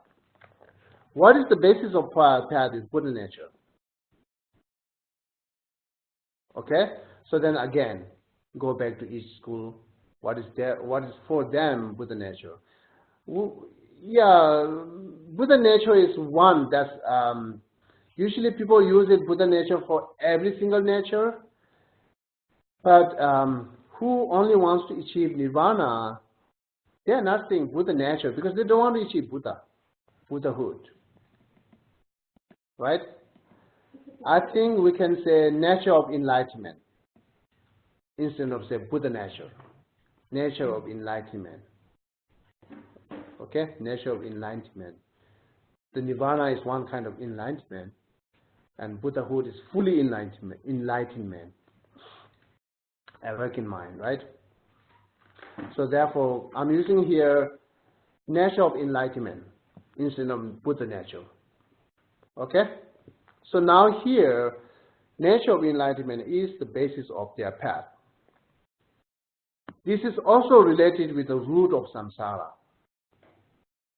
Then when they talk the nature of path, the nature, like nature of the basis of path, which is nature of enlightenment, it always they think it makes you different because how you see the root of samsara.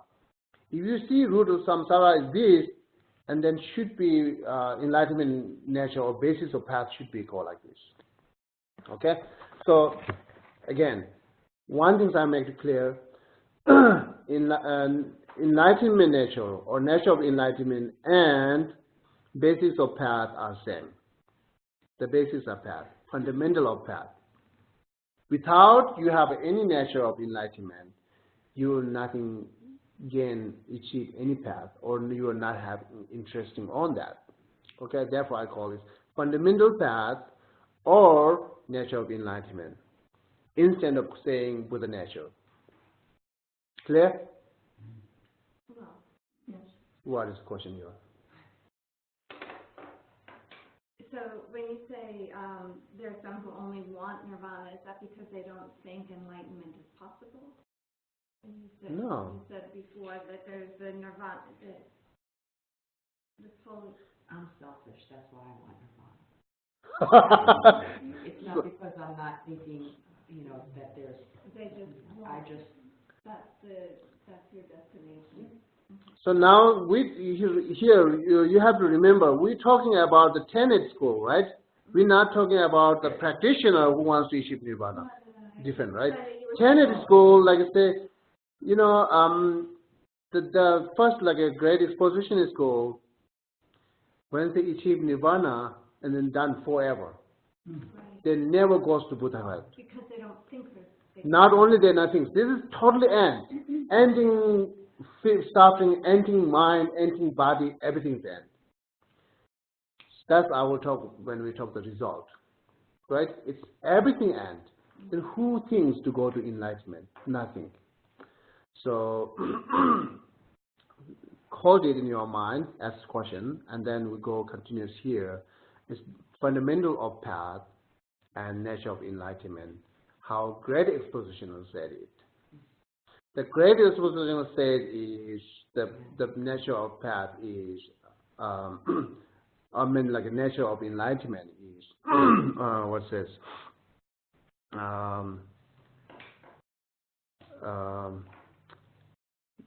detachment to I and detachment to mind. Their nature of enlightenment is detachment. Therefore, they think what is the root of samsara is attachment. Not talking about self-grasping things. Root of samsara is attachment. Therefore, detachment is the fundamental of path. Detachment is the nature of enlightenment. If you're not engaged, if you do not have any detachment, impossible to having that kind of things. If you have a detachment, then you have a possibility enlightenment. Therefore, they call it like an. It's not counted as like an kind of like a naturally things comes, but other Buddha nature or whatever, it's like a thinking. It's innately comes, naturally comes, right? But their nature of enlightenment is not the naturally comes. You have to build it up, detachment. That's the Sutra school? No, great exposition is school. Great exposition is school, yeah. The great exposition is school. Now you're clear, right? What is their nature of enlightenment? Is detachment. Therefore, root of samsara is attachment. For them, they accept it. There's no compassion involved or anything like that. It's just detachment. No, nothing compassion involved there. Compassion is next path. They're talking about fundamental of that. Oh, okay. Thank you. Fundamental. I'm talking fundamental. I'm not talking all these paths. We already discovered that all the paths, right? Isn't it? For number 2, 37, enlightenment, this all compassion is included there. This is the path. Now we're talking what is the fundamental of path, which we usually use Buddha nature. Now here saying nature of enlightenment is detachment as a great expositional. Let's see if we can get all the fundamentals for all the schools. So a great exposition is detachment against attachment. Okay? The next school is what? Sutra? Yeah, I'm going for that. Right, good. Good. Good. I want to finish all the schools today. Yeah, I'm going to finish. Yes. It's good. That's good. Thank you. That's good. That's good. Okay. Now next, right? Next student. So okay, giving me energy. That's good. So now Sutra School said, what is the nature of enlightenment is seed of possibility. Seed of possibility achieving uncontaminated mind. This is said. Like I don't know how we said it. I'm literally translating, right? Literally translated say power or seed of possibility having uncontamination mind, which is called nirvana, uncontamination mind, right? This is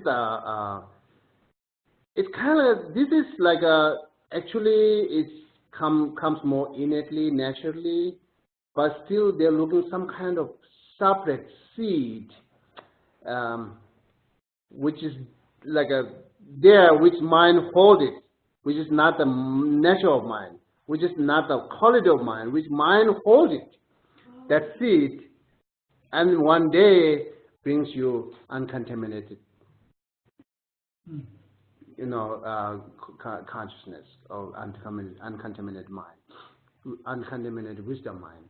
So that seed, we have three ways to call it. We have the nature of enlightenment, the fundamental path, and Buddha nature. It's all kind of the same thing. Same things. But here, I'm not using Buddha nature because this first two tenet is not necessary they want to achieve Buddhahood. So the Buddha nature talks the second two tenets go. Okay? Now, therefore, I use the which is common word is nature of enlightenment. Okay. Now you understand, right? What they accepted nature of enlightenment. Okay. So, and then still there, what is root of circle existence, what the root of samsara is some part of like a sutra school accept as like a great exposition school, attachment, desire, and then some part of school accept like a self-grasping. Self-grasping, which is called self-sufficiently,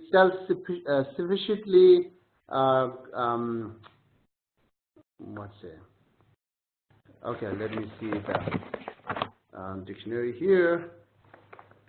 Okay, sufficiently exists independent self. Right? S-U-F-F-I-C-I. How is this? Sufficiently exist independent self. This is the which is lack of this self is like a which is this is the self-grasping. They call self-grasping. Thinking self is more independent. Sufficiently is independent means substantially and also not rely on anything. Independent, not rely on anything, and then substantially some kind of there. So that is self. They accept it. The self-grasping is the root of samsara, but because they think itself is not independent, right? Not even 12 links. Yeah, sorry? Not even 12 links. Or the 12 dependent arising. What are you talking about? You said that that it exists self-sufficiently.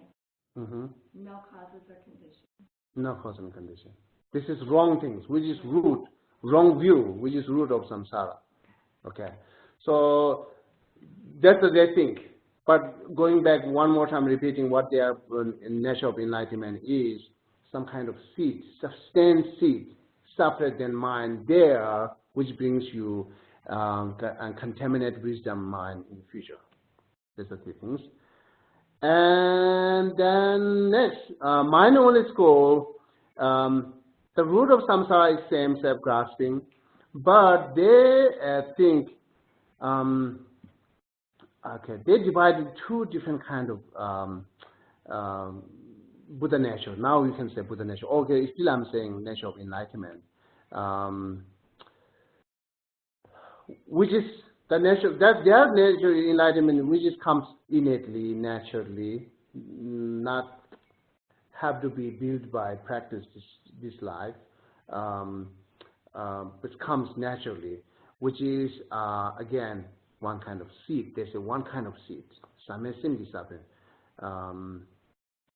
which is held by the Kunchi is like a all basis mind, that's called, right? All basis mind, or which is held by six sensories.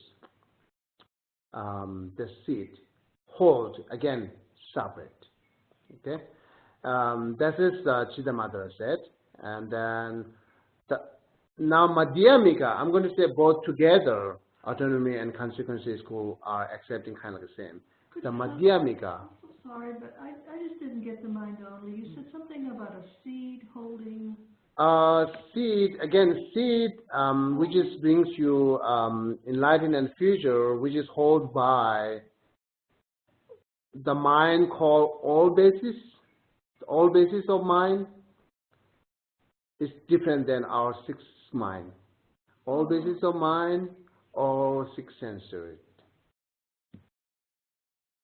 So then, yeah, I'm not going to go with the more detail like a division, subdivisions. This is their definitions, right? And then now last, Madhyamika. What is the nature of enlightenment, or what they call Buddhahood is nature of mind, which is mind emptiness, which is mind in lack of independent exits. The nature of mind is good nature for them. And then nature of mind is also nature of all enlightenment. They achieve nirvana because the nature of mind is lack of independence. They achieve Buddhahood because nature of mind is lack of independence. Nature of mind is very flexible, can build something good quality, can reduce something bad quality because its nature is dependent. Its nature is lack of independence. When their nature is dependent, then if something condition is good, can build good. Condition bad, goes bad. Or we can eliminate bad from that mind. Because the mind quality is not independent, lack of independence. This is the Buddha nature. Sometimes I call the flexible of mind is Buddha nature. That nature, Buddha nature, comes again naturally, innately. Whenever mind arises, same time, that quality of mind, which is lack of independence, always there. Because this is one of the characteristics of the mind. One of the characteristics of mind is lack of independent exits. Right? So that's the Buddha nature for Madhyamika. What's the samsara for the Madhyamika?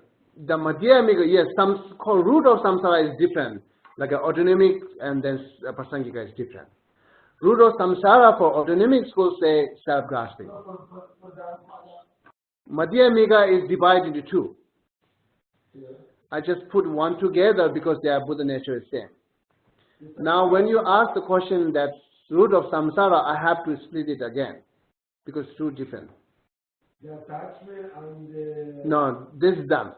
Okay. Now here, Madhyamika divided into two, right? Autonomy school and then consequences school. Okay. Okay. Autonomy schools say, what is the root of samsara? Is still saying same self-grasping, as like Chidamatra said. But they're adding the root of source is, this is the root, right? And they're saying fundamental root is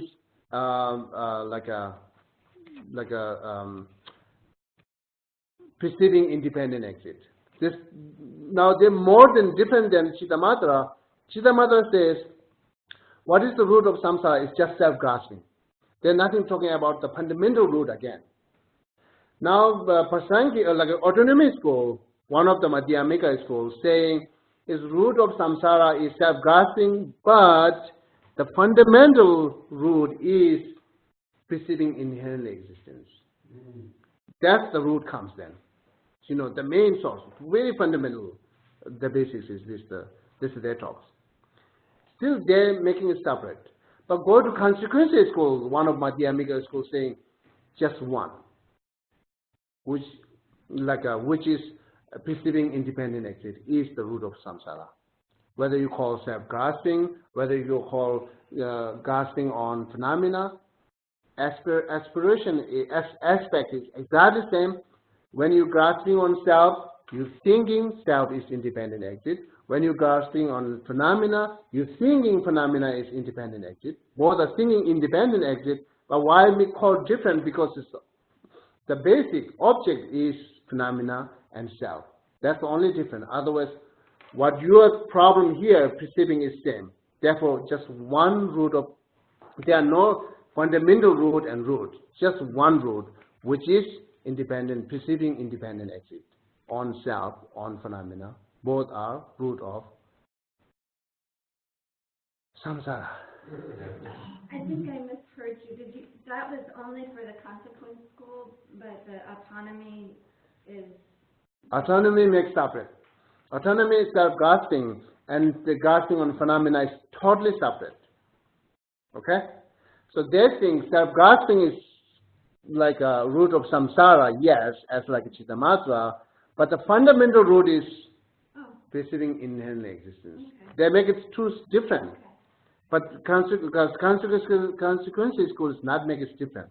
Both are same aspect, therefore shouldn't make different. Thinking same, therefore one root, both, otherwise both grasping on self or grasping on phenomena are root of circle existence. Okay? And Buddha nature, we're still talking about Buddha nature. Okay, someone remember? In consequence school, Nature of the mind.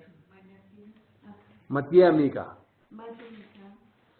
Because I said this both autonomy school and consequences school, the nature of Buddha nature is same. Okay.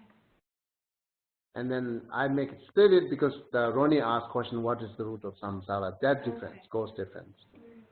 Buddha nature is same. Now, 4 different type of Buddha nature. You see that the above are kind of like seeding some kind of substance seed, which is not really the quality of mind. It's mind hold it.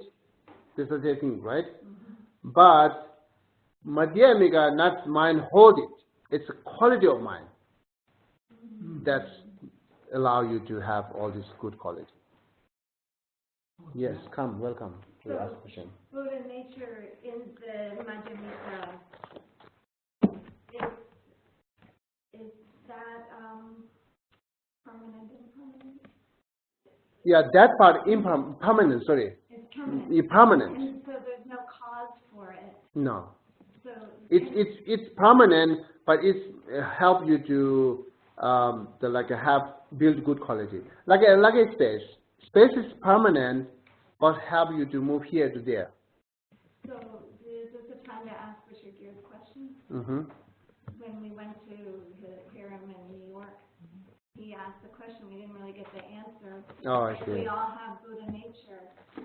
How did we ever get all this other stuff? Why did you remember? Yeah. Do you understand what the questions are? If Buddha nature is there, then why didn't have all this good quality, compassion and emptiness, also about How did all Kata? these other things ever happen? Mental affliction, negative karma. How did that happen? So yeah, that's his question. Why it happened, right? Is Buddha nature is there? Okay. What is said here?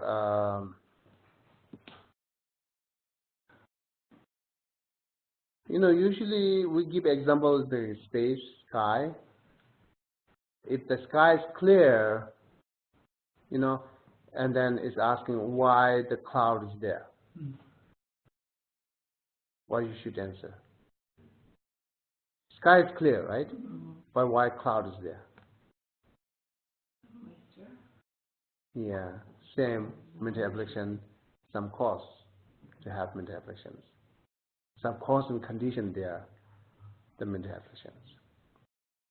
Those come as a result of karma, right? The what rigid girl think with the nature is some kind of antidote, some kind of like a clearing, right? Some kind of functioning to clear it. I thought he was saying it was some original state. There is some original beginning. This is like exactly we're saying. In space, many different clouds comes because space nature is clear. Space allows to get the many different type of color cloud, thick or thin, dark or white, yellow, whatever cloud comes. It's allowed because it's clear. And then cause and condition, right? Same with the nature is there. As I earlier mentioned is, don't say emptiness is antidote, right? Emptiness itself is not becoming antidote. The mind when realize emptiness, that mind becoming antidote. So is it when the mind goes back to emptiness, goes back to clear? Yeah, we see it. Yeah, when mind see the reality, then clearing this all the obstacle, right? Otherwise, the reality is always there. It's not help to not come as that. Look at the same. If I know the reality of this iPad, when it breaks, I will not have that upset because I know the reality of this, right? If I don't understand the reality of this iPad when it breaks, I will have really upset. Change it, right? You see the changing? It's depend on know or don't know. It's not depend on it's there or not there. Got it. It's there always.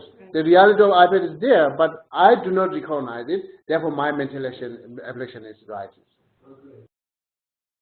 It makes sense, the answer? Okay.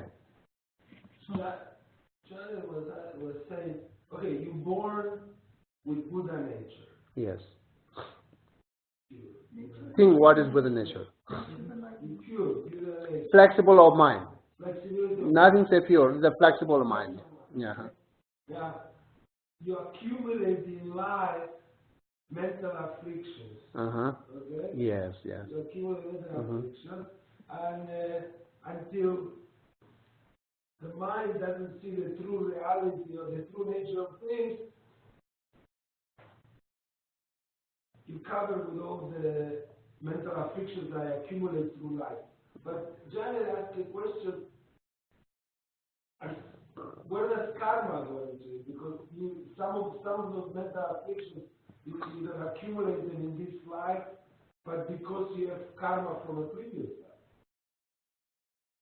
No. So there are two separate things. Yeah.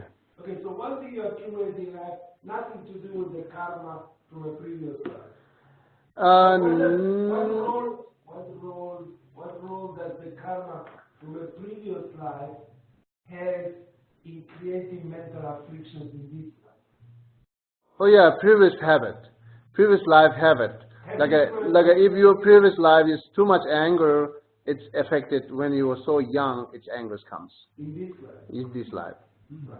Yeah. There's two things like the karma. But it's not called as karma. Previous life anger is not the karma. It is the cause of having like a strong anger this lifetime. Oh, it's not karma? Not karma. So what is it called? It is like it's anger. There's no karma. Continuation of anger. Yeah. Okay, so karma doesn't play any role? Yeah, of course karma plays role. How? Karma brings our dead body for us, Right, which is we can use for many good things. right, That's related to karma. right. And then karma brings us that habit, like a stealing or killing. The proclivity. Yeah, The proclivity. yeah. The habit. Habit brings to us like healing, the action, Right. killing or stealing things. Right. Yeah. Okay, so then you have those habits from the karma, and then when you act on those habits, that's when you create the mental afflictions. That's again creates the mental afflictions. When you action it, then your actions, like too much stealing, your always intention that I'm going to stealing, and then one of mental afflictions there like a teasing to other or attachment or always there, right? So it's increasing mental afflictions. So the different schools, the ones that schools that they say, once I reach Nirvana, that's it. I don't have to go to Buddha. And the ones that want to reach. Still we can go. Still we can go. What? Still we can go more than Buddha, To Buddha. Nirvana. Yes. But the schools that go to Buddha, they have a stop in Nirvana, or they go straight to Buddha. The Nirvana doesn't exist for them. There's only one. No. Who goes to Buddhahood? They are not thinking Nirvana does not exist. No, but no. Uh-huh. I'm not saying that. I know it. Okay. I know they don't think Nirvana doesn't exist, but Nirvana for them, the school that's going to Buddhahood, Nirvana for them is a stop along the way. Yes, stop. along the Yeah. way. Because Stop. Nirvana is very peaceful. The stage. Yeah, stage, yeah. The stage. They stop many eons because Nirvana is very peaceful. Right. They don't think I have to go somewhere. Right. Sometimes they stop, then they think, okay, I have to go more than Nirvana. Right. So that's one thing I try to forget, that the first two school, no, not the first two, first very great exposition school, and then one of the minority school who is follow the scripture, the both are accepting their being there, never ever have Buddha nature or nature of enlightenment. I don't understand. Like, okay, two separate things there. One said, some being, if possible, never have nature of enlightenment. Never have nature of enlightenment. Totally nothing. Why? And then, let me explain that. And another side is saying, yes, always nature of enlightenment there. So who says this, who says this? The first great exposition school and one of the Chitta Mother school who follow the scripture say that it's possible the being never have nature of enlightenment. Because they see life by life, creating negative and negative and negative and negative. Then they think, okay, that person cannot have any kind of enlightenment. There are no nature there. Because their nature is more violent, their nature is more negative. Nothing have an enlightened nature. Because they see few lifetime action, but they not see very deep, right? You know, the great exposition and now. The other are saying, Chidamata and autonomy and all this saying, yes, this is always there. There are nothing sentient being there which do not have a nature of enlightenment. Every single being, from insect to god ram, human being, every single being has that Buddha nature or nature of enlightenment. There are nothing beings there do not have it. Nature of full enlightenment? Nature of enlightenment or nature of nirvana, both together. So they think every single being have a potential can achieve nirvana or Buddhahood. But these things, some sentient beings never ever can achieve nirvana or Buddhahood. Some sentient being there, some living beings there.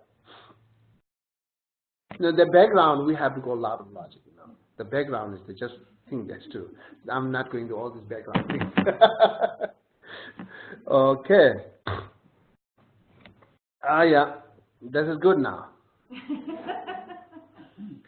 Understand something today? Yeah. Okay. Is there anything you see is not related with your practice?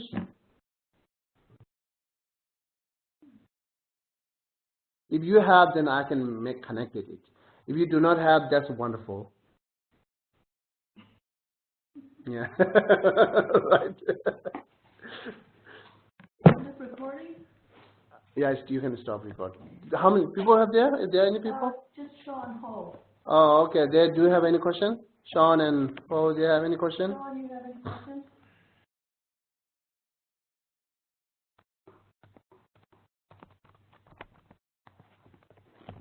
Silence. You did like unmuted?